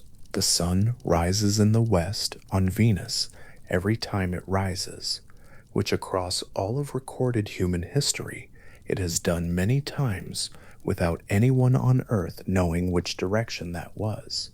There is a question about retrograde rotation on Venus, whether the planet originally rotated in the same direction as the others, and was slowly reversed over time by the combination of solar tidal forces and atmospheric dynamics, or whether some other early event set it turning in the direction it now holds. The mechanism is not fully settled. What is settled is that the rotation is retrograde, that the day is longer than the year, and that if the atmospheric opacity ever cleared and a horizon were visible from the surface, the first light of dawn would appear in the west. These are not interpretations. They are the calculated and confirmed properties of a neighboring world, as fixed as the properties of the glass in a cathedral window, and as indifferent to how improbable they seem. The solid inner core of Earth is a sphere of iron and nickel sitting at the center of the planet, approximately 5,100 kilometers below the surface. Its radius is roughly 1,220 kilometers, close to the size of the Moon, and it is held at a temperature estimated between 5,000 and 6,000 degrees Celsius by the pressure of everything above it, a pressure so immense that the iron remains solid despite the heat. No instrument has ever reached it, No sample of it has ever been collected. What is known about it comes almost entirely from the behavior of seismic waves, the ripples that move through the earth after earthquakes, which travel through different materials at different speeds and in different patterns, and whose signatures, recorded at surface stations spread across the globe, can be used to reconstruct the structure of the interior with considerable precision. The inner core's existence was inferred by Danish seismologist Inge Lehmann in 1936 from exactly this kind of wave analysis, and its properties have been refined by decades of additional seismic study since. In 2023, a paper published in Nature Geoscience by researchers at Peking University drew attention to something the seismic data appeared to suggest about the inner core's rotation. The inner core does not spin in a fixed relationship with the rest of the planet. It has its own rotational motion, independent of the mantle and crust above it, and the rate of that motion appears to shift over time. The Peking University analysis proposed that what the data shows is an oscillation, a decades-long cycle in which the inner core's rotation speeds up relative to the surface, then slows, then may fall slightly behind, then returns. The period of the oscillation may be on the order of 70 years, and the researchers suggested it was connected to small variations in the length of Earth's days, measured not in hours or minutes, but in fractions of milliseconds, and to fluctuations in the behavior of the geomagnetic field, which is generated in the liquid outer core that surrounds the solid inner one. The effect at the surface is too small to feel, too small to observe without precision instruments, and yet it is there, a sphere of iron the size of the moon, 5,100 kilometers straight down, shifting through a slow cycle across decades, the change surfacing only as a number after the decimal point in the measure of a day.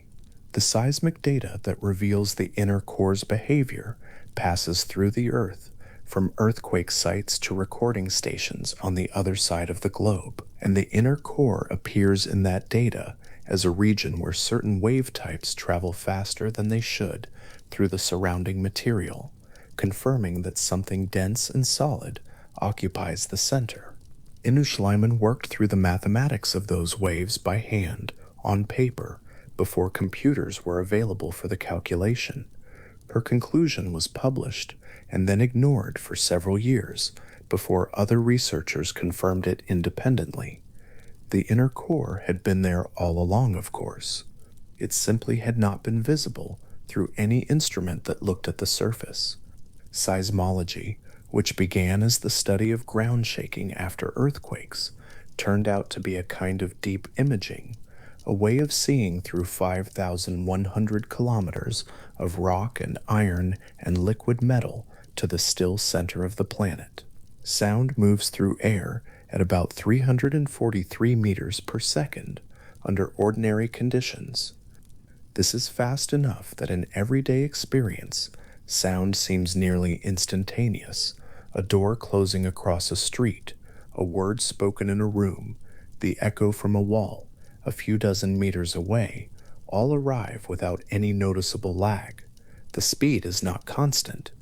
Temperature changes it. Sound moves faster through warm air than cold, because the molecules in warm air are moving faster and transmit vibration more efficiently from one to the next. Altitude changes it. Humidity changes it, though only slightly. But these are variations on a figure that for most practical purposes holds in the low hundreds of meters per second, enough to carry sound across a city block without anyone noticing the delay. Through steel, sound travels at approximately 5,120 meters per second. That is nearly 15 times faster than through air, and the reason is that the atoms in steel are packed into a rigid crystalline lattice, tightly bound to each other, with very little space between them, so that a vibration passes from one atom to the next, with almost no energy loss to the movement between them. In air, the molecules are widely spaced and moving randomly, and a sound wave has to push them together and apart in sequence, which takes time. In steel, the wave passes through a structure that is already in contact with itself, every atom held against its neighbors, and the vibration propagates along that structure, the way a tap at one end of a long rod appears almost immediately at the other. The railway track is the oldest and most familiar demonstration of this. A person lying along the embankment beside a track, one ear pressed against the cold rail, can hear a train that is still miles away, the low carried hum of it transmitted through the steel before any sound has arrived through the air. The information travels the length of the track ahead of itself, arriving at the ear as a kind of advance notice, the approach announced long before the source is visible or audible any other way. Railway workers knew about this before any laboratory had measured the speed of sound through steel. It was a practical fact discovered through attention to the rail itself.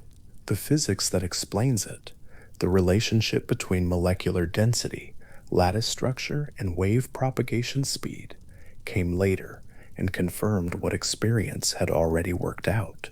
The comparison between 343 meters per second and 5,120 meters per second is worth dwelling on for a moment, not for the arithmetic, but for what it implies about the world that surrounds a long steel rail. All of that structure, all of that information, the weight of a distant train, the frequency of its wheels against the joints in the track, the specific vibration pattern of its particular load, is moving through the rail continuously, in all directions, at a speed that would cross an average country in under 3 minutes. The rail carries more than it appears to carry. Pressed against it, there is more to hear than can be heard standing beside it. The difference between those two positions, ear to the steel versus standing upright a foot away, is nearly 15 times as much world accessible in one than the other. The Mpemba effect, the slow glass of Venice, the retrograde sunrise on Venus, the iron core's decades-long oscillation, each of these sits in a different part of the physical world, but each of them shares something with the others. They are places where what appears to be simple turns out to require more explanation than expected, and where the explanation, once found, produces a second look at the original thing. The two glasses on the wire rack in the freezer, the pane of glass in the cathedral window, the direction of a sunrise, a number after the decimal point in the length of a day, a hum in a railway rail. None of them are dramatic. All of them are real, documented, and sitting quietly in the physical world, available to anyone who looks at the right angle. The physicist Denis Osborne, when Erasto Mpemba first described his observation about the ice cream, apparently replied by asking whether Mpemba was sure he hadn't confused the hot and cold containers. This is a reasonable first response. The phenomenon contradicts what one would expect, and the simplest explanation for a student's observation of something unexpected is that the student has made an error in the observation. Mpemba was sure. Osborne tested it. The tests produced results consistent with what Mpemba had described. The paper was written. The question was left open. The story of how a piece of knowledge enters the scientific record is not always orderly. Sometimes it begins with someone noticing something while making ice cream at school and asking why, and the asking turns out to be the correct response to something no careful physicist had thought to test before. There is a version of scientific discovery that presents it as a march toward clarity, one finding building on the last, each step more certain than the one before, the picture gradually sharpening until the full image is visible. The actual record is more variable than this. Some questions are settled quickly and stay settled. Others are reopened. Some, like the Mpemba effect, are noticed, documented, partially explained, then re examined, with each new study finding reasons to reconsider what the previous ones concluded. The inner core's rotation was inferred, then confirmed, then found to be varying, then modeled as an oscillation. The mechanism of that oscillation is still being worked out. The fact of it appears solidly established. The detail of it is still in motion, as the core itself is in motion, slowly in the dark. The medieval glaziers, who installed the stained glass windows of Europe, did not know the atomic structure of glass. They did not need to. They worked with the material as it behaved, and the behavior that mattered to them was practical. Thick edges are heavier, heavy edges go at the bottom, the window holds. The modern understanding of glass as an amorphous solid, the physics of atomic disorder, the disproof of the slow flow theory, none of this changes the appearance of the window. The panes still look the same. The lower edges are still thicker. The story about flowing glass still circulates and is still plausible on first hearing. What changes with the correct explanation is only the understanding, not the glass, which has remained in place, at the same thickness since the craftsman's hand placed it there. Venus has been observed from Earth for thousands of years. Ancient astronomers tracked its path across the sky and developed sophisticated models of its motion, able to predict its position with precision using geometrical systems that assumed it moved around the Earth. Those models were wrong about the center of the system, but they were effective enough to be practically useful for centuries. What those astronomers did not know, could not have known, was the direction in which Venus spins, or the length of its day, or the relationship between its day and its year. The data that established those properties came from radar measurements made by Earth-based radio telescopes in the 1960s and 1970s, bouncing signals off the Venusian surface and timing the returns. A westward sunrise on Venus has been a known fact for roughly 60 years. The sun has risen there in the west for as long as Venus has existed, which is roughly 4 or 5 billion years. The fact of it became known on Earth within living memory. The seismic waves that pass through the Earth's interior take between about 3 and 20 minutes to travel from an earthquake source to a distant recording station, depending on the distance and the wave type. In those few minutes of travel, the wave has passed through the crust, the mantle, possibly the outer core, possibly the inner core, and emerged on the far side of the planet to be recorded by a sensor no more dramatic in appearance than a metal spike in the ground. The curve of the wave's path, the time of its arrival, the relative strength of its different components, all of this, processed through a mathematical model of what the Earth's interior should look like if it has the structure the model proposes, allows the interior to be mapped with considerable accuracy. Inge Lehmann's 1936 inference was made from a discrepancy. Waves arriving at stations where a solid inner core would deflect them, arriving too early, their timing inconsistent with the liquid all the way to the center. She proposed the solid core. The data agreed. The core is there. The speed of sound in steel is not a fact that requires any specialized equipment to experience. A railway track, a winter morning, and the willingness to put one's ear against cold metal are sufficient. The experiment has been performed by curious people for as long as railway tracks have existed. What the experiment delivers is not a number, but a perception, the hum of approach arriving through the rail before any sound arrives through the air, a double announcement of the same event, the steel version preceding the air version by an interval that varies with the train's distance, but is always, when the train is far enough away, clearly perceptible. The world carries different amounts of information depending on how one is in contact with it. An ear against the rail knows more about what is happening several miles away than an ear held a foot above it. This is a property of steel and a property of air, and it is also, in a plain and unpretentious sense, a property of attention. The glass on the freezer shelf, one pane thick at its lower edge, the inner core in the dark, the rail in the cold morning, these are not separate kinds of strangeness. They are the same landscape from different angles.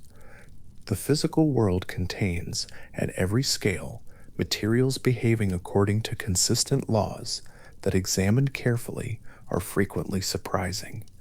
Not because the laws are arbitrary or the universe is playful, but because the laws are simple and their consequences are not, and because human intuition was calibrated against the middle range of ordinary experience and does not always extrapolate correctly to very hot water, very old glass, very deep earth, or very long steel rails. The surprise is not in the world. The world has always been this way. The surprise is in the inspection. Denis Osborne died in 2014. Erasto Mpemba, who was still alive as of the most recent accounts, is one of those people whose name has been given to a phenomenon they did not discover so much as notice and report. The hot water cooled faster than the cold. He asked why. The answer is still being worked out. There is something in that story, the noticing, the asking, the long patience of the open question, that is not particular to physics or to freezing water. It is particular to the specific experience of paying attention to something that contradicts expectation and deciding that the contradiction is worth following rather than dismissing. The freezer sits in the kitchen. The rail runs along the embankment. The window stands in the cathedral. The core turns in the dark. Any of them, looked at carefully enough, opens into something that has not been fully explained. The 343 meters per second that sound takes to cross a room is a figure that disappears into ordinary experience, so fast in the contexts where it matters most that it goes unnoticed. But trace that speed outward to the scale of miles, and the delay becomes perceptible. A flash of lightning miles away is followed, seconds later, by the thunder, the two parts of the same event arriving through different media at different speeds, the light essentially instantaneous, the sound measured in the seconds of its delay. 3 seconds between flash and thunder means approximately 1 kilometer of distance. The delay is not a malfunction or an illusion. It is a measurement. The air is slow enough over long distances that its slowness becomes visible. Steel, 15 times faster, closes that gap. Against a rail a mile long, the thunder of a wheel is arriving at the far end before the air has carried it past the first quarter of the distance. The planet's interior oscillates on timescales that bracket a human life. The 70-year cycle proposed for the inner core's rotation means that a person born at one phase of the oscillation might live to see a full cycle or more completed without ever knowing, in any experiential sense, that it happened. The days would be fractionally longer at one point in the cycle and fractionally shorter at another, fractions far too small to perceive, measured only by atomic clocks and the careful comparison of their readings against astronomical observation.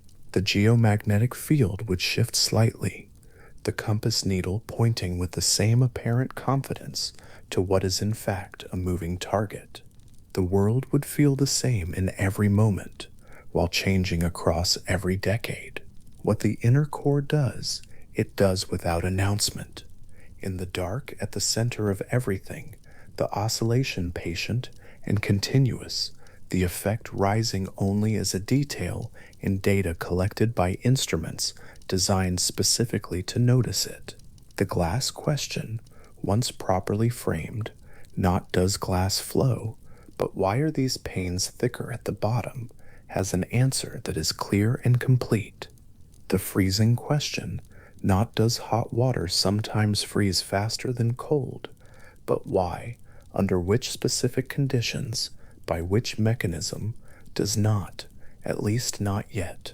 The two situations are not equivalent. One of them is closed, the other is open. Living comfortably with both, in the same general understanding of the physical world, requires no special tolerance for contradiction. It requires only the recognition that different questions have been examined to different depths, and that the ones examined least thoroughly are not therefore wrong or mystical. They are simply waiting for someone to look longer and more carefully than anyone has yet managed to do. The freezer is patient. The hot water has already finished freezing. The question stands beside it, still liquid. A winter railway embankment. Bare trees against a pale sky. The ground hard underfoot, and a length of steel track running away in both directions toward a horizon that holds nothing visible. One ear against the rail, the cold of it settling against the skin, the surface slightly rough, the particular smell of iron and oil and cold air. Somewhere far away, beyond the curve of the track, a wheel turns against the rail. The vibration enters the steel at the point of contact and moves outward in both directions at 5,120 meters per second, passing through the joints in the rail, along the ties, through the miles of continuous steel. By the time the air between that distant wheel and the ear on the embankment has barely stirred, the hum is already there, already arriving, already resolved into a low, steady presence against the side of the head. The train is still invisible. The world through the steel is already full of its approach. The air will catch up eventually. For now, in the cold and the quiet, what the rail carries is more than can be heard any other way. The whole long reach of the track, transmitting something from a distance that would otherwise be silence. A flamingo is standing in the middle of the sky. That is not quite what is happening, but from any ordinary vantage point on the surface of the Salar de Uyuni in February, it is what the eye reports. The bird is pink and still, its legs lost somewhere in the silver, its reflection below it, so complete and so undisturbed that the horizon has simply ceased to exist. A thin film of rainwater, a few millimeters, no more, has settled across more than 10,000 square kilometers of salt flat in the high plateau of southwestern Bolivia, and in doing so has turned the largest mirror on Earth outward toward the sky. The clouds above and the clouds below are the same clouds. The light falling down and the light rising up are indistinguishable. The flamingo picks its way forward through a surface that is simultaneously solid ground and open air, and the world for the moment contains no edges at all.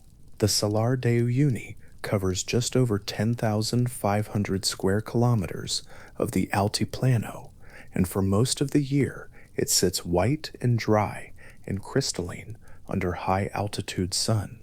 The salt arranged in interlocking polygonal patterns that stretch in every direction like tiles laid by someone with an extraordinary amount of time and a very long straight edge.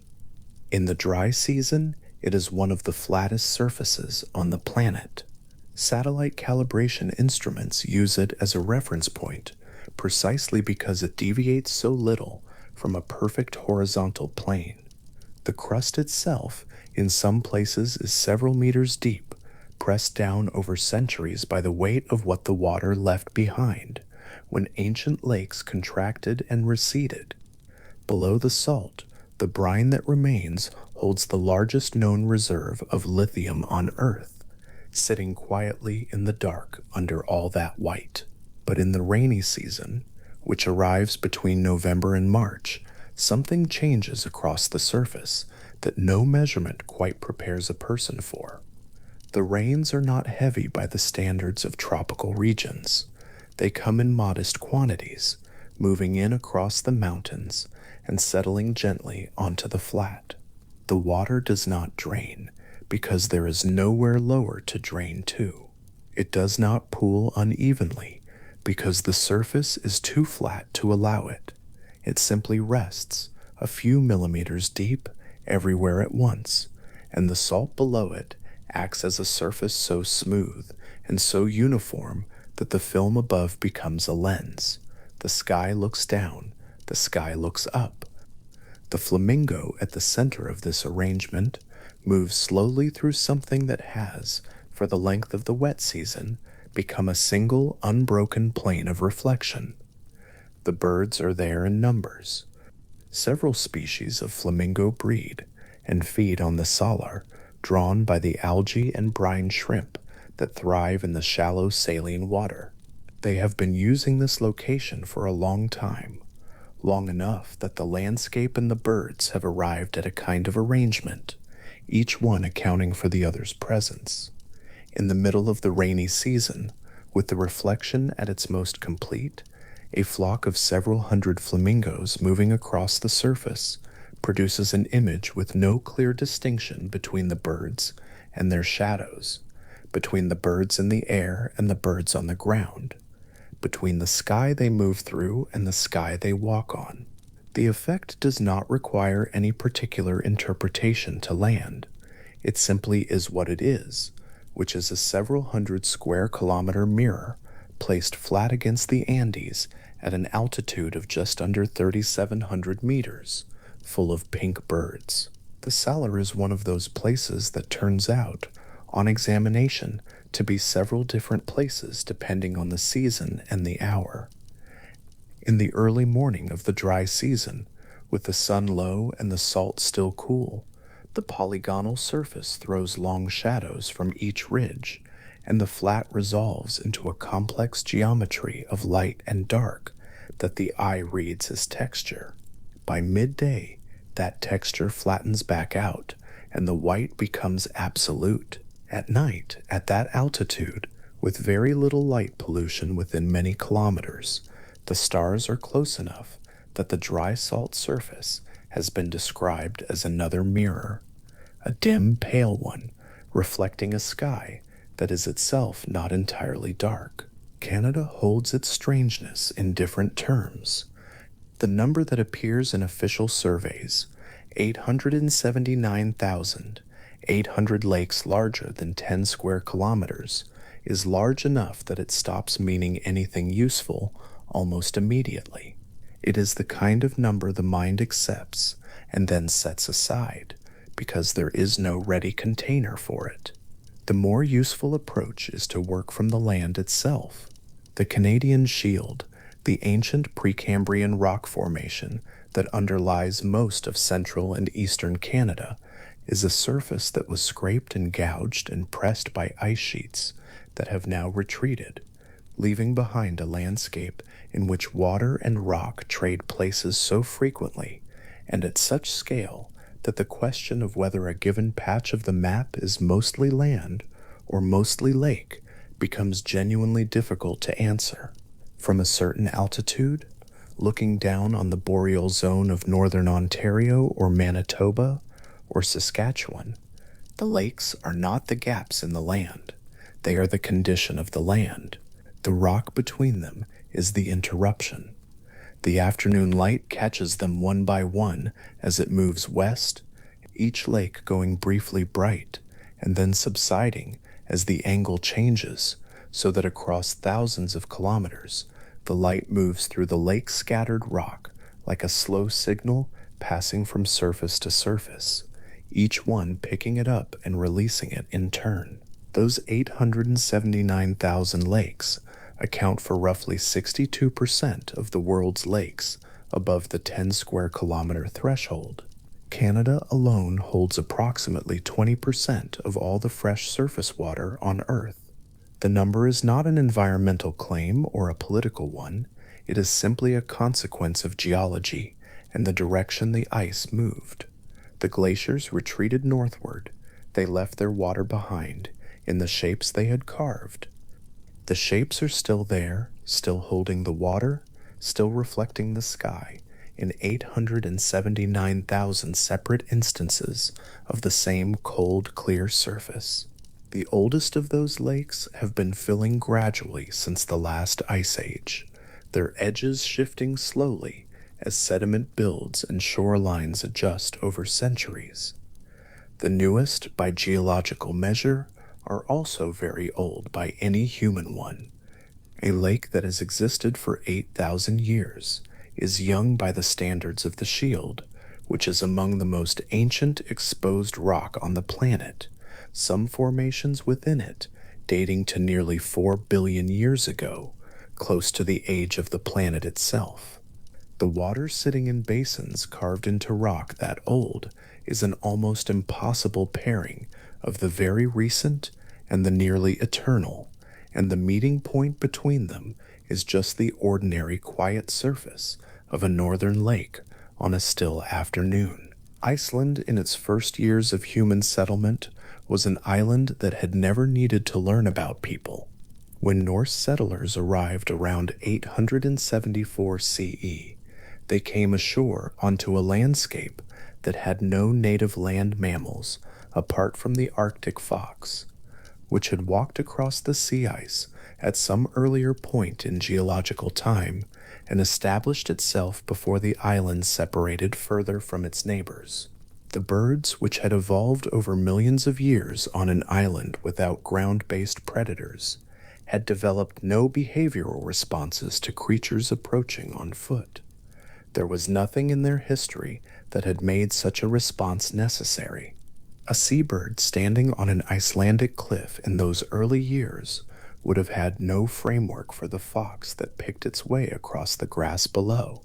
Not alarm, not recognition, not the finely tuned response that prey animals develop over generations of being prey. The fox was a category that had not yet been entered into the record. The bird stood its ground, not from courage, but from a complete absence of the relevant information. Evolution is in this sense a slow accumulation of encounters, and Iceland's birds had simply not had the encounters yet. The settlers who arrived found a landscape almost entirely without the human modifications they had left behind. No roads, no clearings, no evidence that the island had been arranged for any creature's convenience.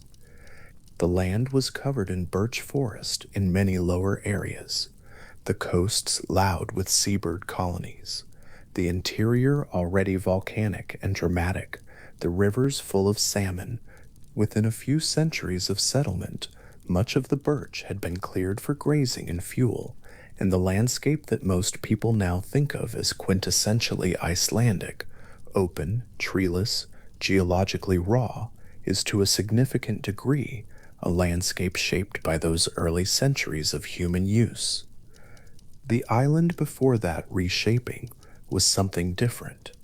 It was a place that had arrived at its own arrangements without any input from the species, now walking across it, and the birds standing on the cliffs in those first years were part of a system that had no slot yet prepared for what had just landed on the beach.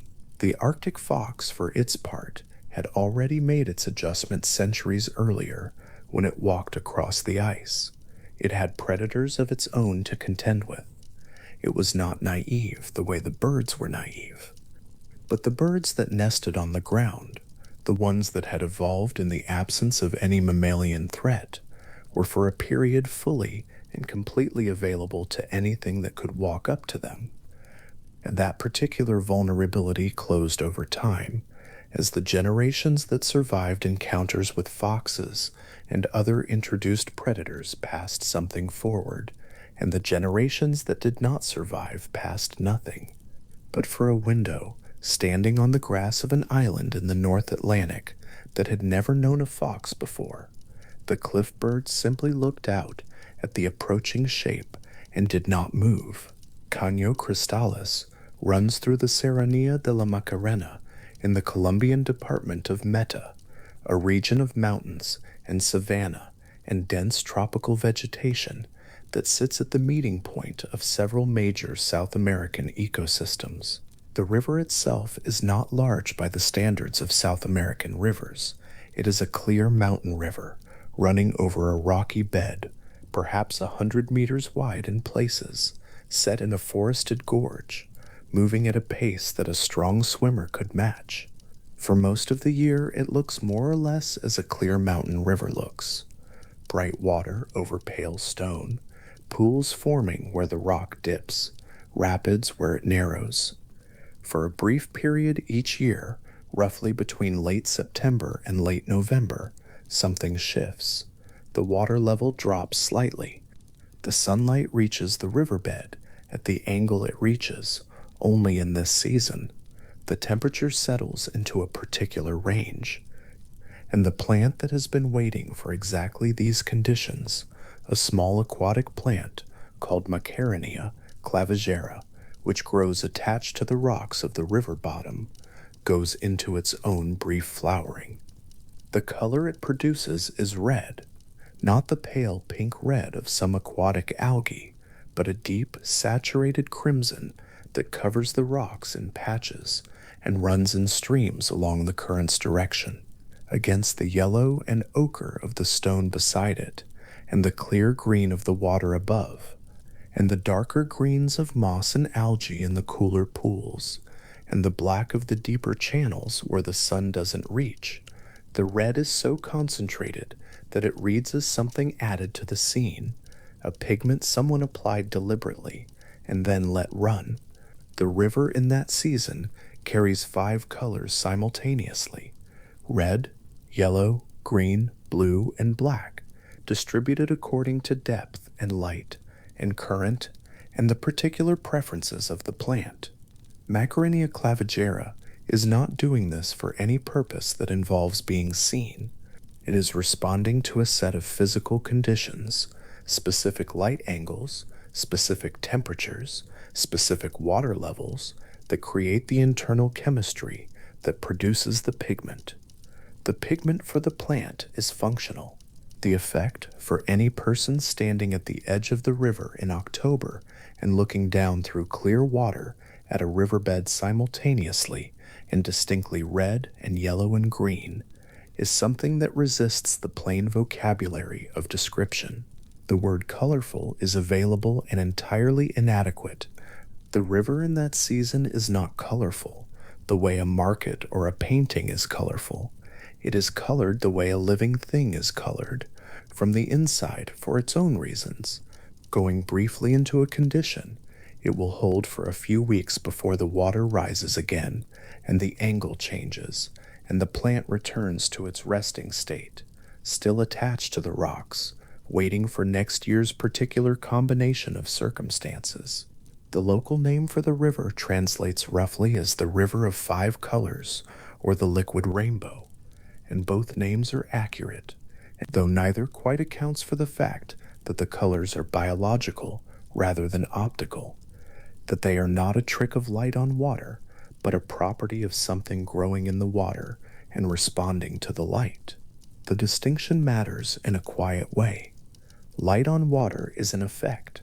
A plant going red in the sun is a choice, or at least the nearest word in the plant's vocabulary to a choice. The river's color in October is the river's own.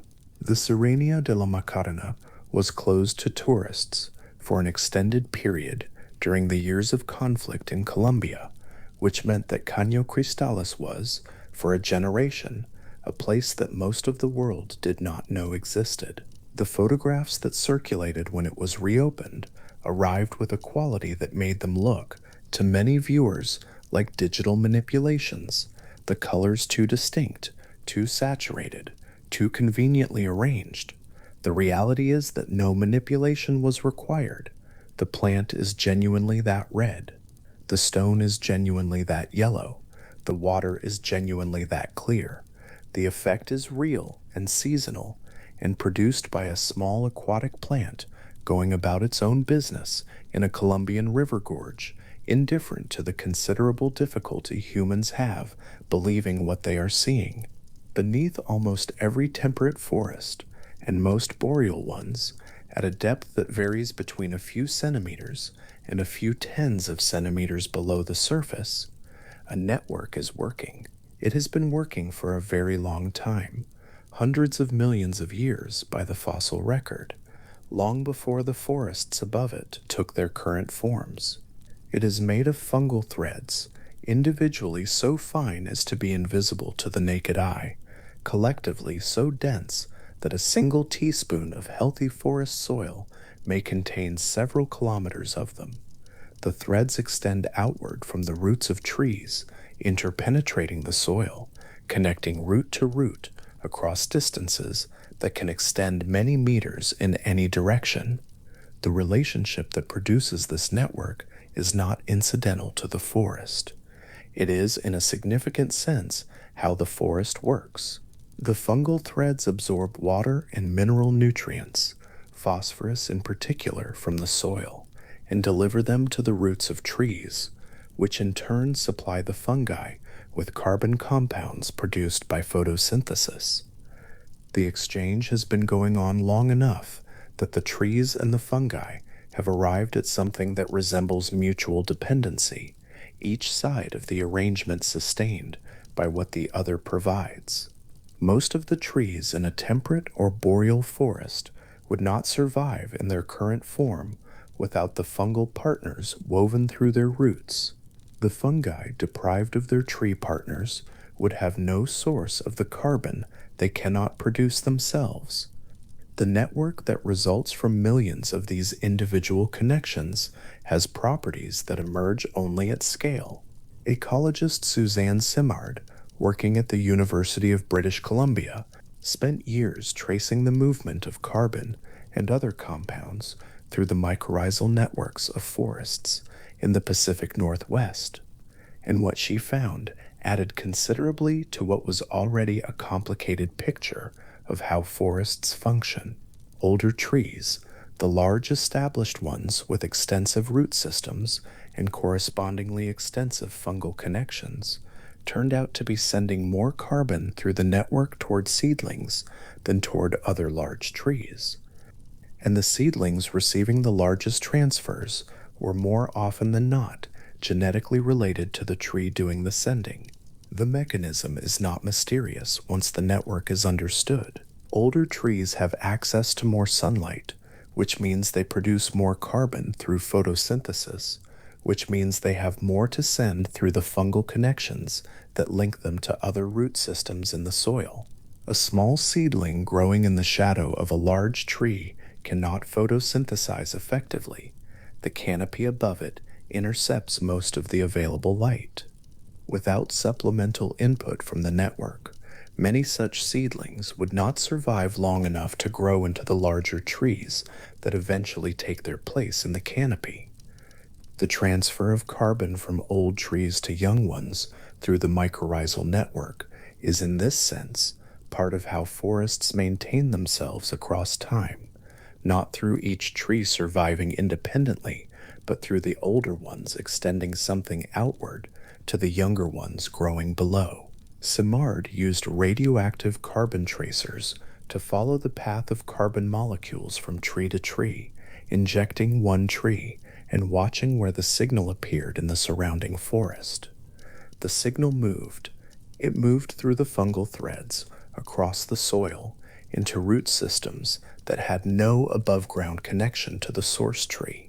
It appeared in seedlings nearby, and it appeared in greater concentration in seedlings that were genetically related to the tree it came from. The forest, examined this way, was not a collection of individual trees competing for resources in independent isolation. It was a system, and the system had preferences, or at least patterns that looked like preferences when traced through the threads. The threads themselves, the individual fungal filaments called hyphae, are among the most abundant biological structures on Earth. A cubic centimeter of soil from a healthy forest may contain a kilometer or more of them, laid down in 3 dimensions through the dark.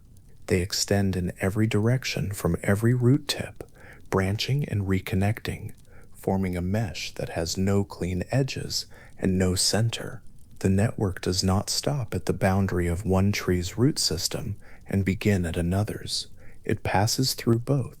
A large old fir and a young cedar 5 meters away may share dozens of fungal connections, and through those connections may be exchanging carbon and water and mineral compounds at this very moment in the dark under the forest floor, with no ceremony and no pause. The boreal forest, the great coniferous belt that runs across Canada, Russia, Scandinavia, and Alaska, contains some of the most extensive mycorrhizal networks on Earth, simply because it contains some of the most extensive forest. The trees up there, spruce and fir to pine, grow slowly in the cold and the abbreviated growing season, and the networks beneath them are correspondingly dense and old. A large spruce tree in the northern forest may have been sending carbon through its fungal connections for several hundred years. The threads it is connected to may extend through the roots of dozens of neighboring trees, some of them young enough to have established themselves in recent decades, some of them old enough to have been saplings when the spruce was young. The exchange going on beneath a boreal forest in autumn, when the trees are pulling back toward winter, and the light is shortening and the soil is cooling, is quieter than in summer, but not stopped. Carbon still moves, water still transfers. The network does not sleep exactly, though it slows. The fungal threads persist through the winter in the soil, maintaining their connections, waiting for the conditions that will make the exchange active again. In spring, when the roots become metabolically active and the photosynthesis resumes above ground, the traffic in the network picks back up, carbon flowing from the trees that have it toward the roots that need it, mineral nutrients moving in the other direction, the whole underground system resuming its ongoing, unhurried work. A walker moving through a boreal forest in autumn, through the low slanted afternoon light, through the smell of cold soil and decaying needles, and the particular resinous sharpness of conifer bark, is walking across the roof of this system. Every step lands on soil through which fungal threads are passing in their thousands.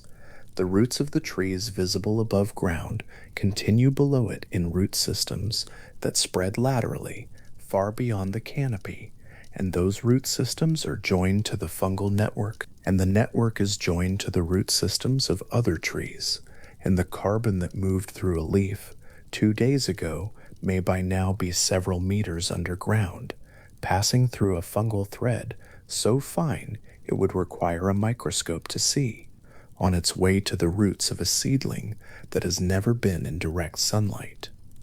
The seedling does not know this is happening. The old tree does not know it either, in any sense of knowing that requires experience or intention. The transfer happens because the chemistry allows it, because the network connects what can be connected, because the system does what the system does. But the effect is that the old trees in a forest are in a measurable and documented way sustaining the young ones. The carbon moves from where it is available to where it is needed, through threads in the dark, and the forest continues. There is something in this that is worth sitting with for a moment, without reaching for a tidy summary of what it means. The forest above ground, the visible one, the one a walker moves through, is one account of what the forest is. The network below ground is another account, quieter and older and less visible, the one that has been running continuously since before the current trees were established. Both accounts are accurate. Neither is complete without the other. The trees and the threads and the soil and the slow movement of carbon between root systems, these are not separate things that happen to coexist. They are one system, observed from different angles, at different scales, with different instruments. The mycorrhizal network does not carry information in the way a nervous system does. It carries compounds. But the movement of those compounds over time and at scale produces outcomes in the forest that look from the outside like something more organized than accident. The seedlings that receive more carbon survive at higher rates. The forests that maintain healthy fungal networks recover from disturbance more reliably than forests that do not. The network is not the forest's intelligence. It is closer to the forest's metabolism, the slow chemical exchange that keeps the system going between one season and the next, one generation and the next, across the centuries of the forest's ongoing life. In the dark under the roots, at this moment, the threads are working. The night above the forest is cool, or warm, or wet, depending on the season and the latitude, but below the surface, the temperature is more stable, and the threads are active in their quiet way, and the carbon is moving. It has been moving like this for longer than the current trees have been alive, longer than the forest has been in its current configuration, longer than any human presence in the forest has existed to observe it. The network predates the trees it currently connects. It will outlast individual trees as they fall and are replaced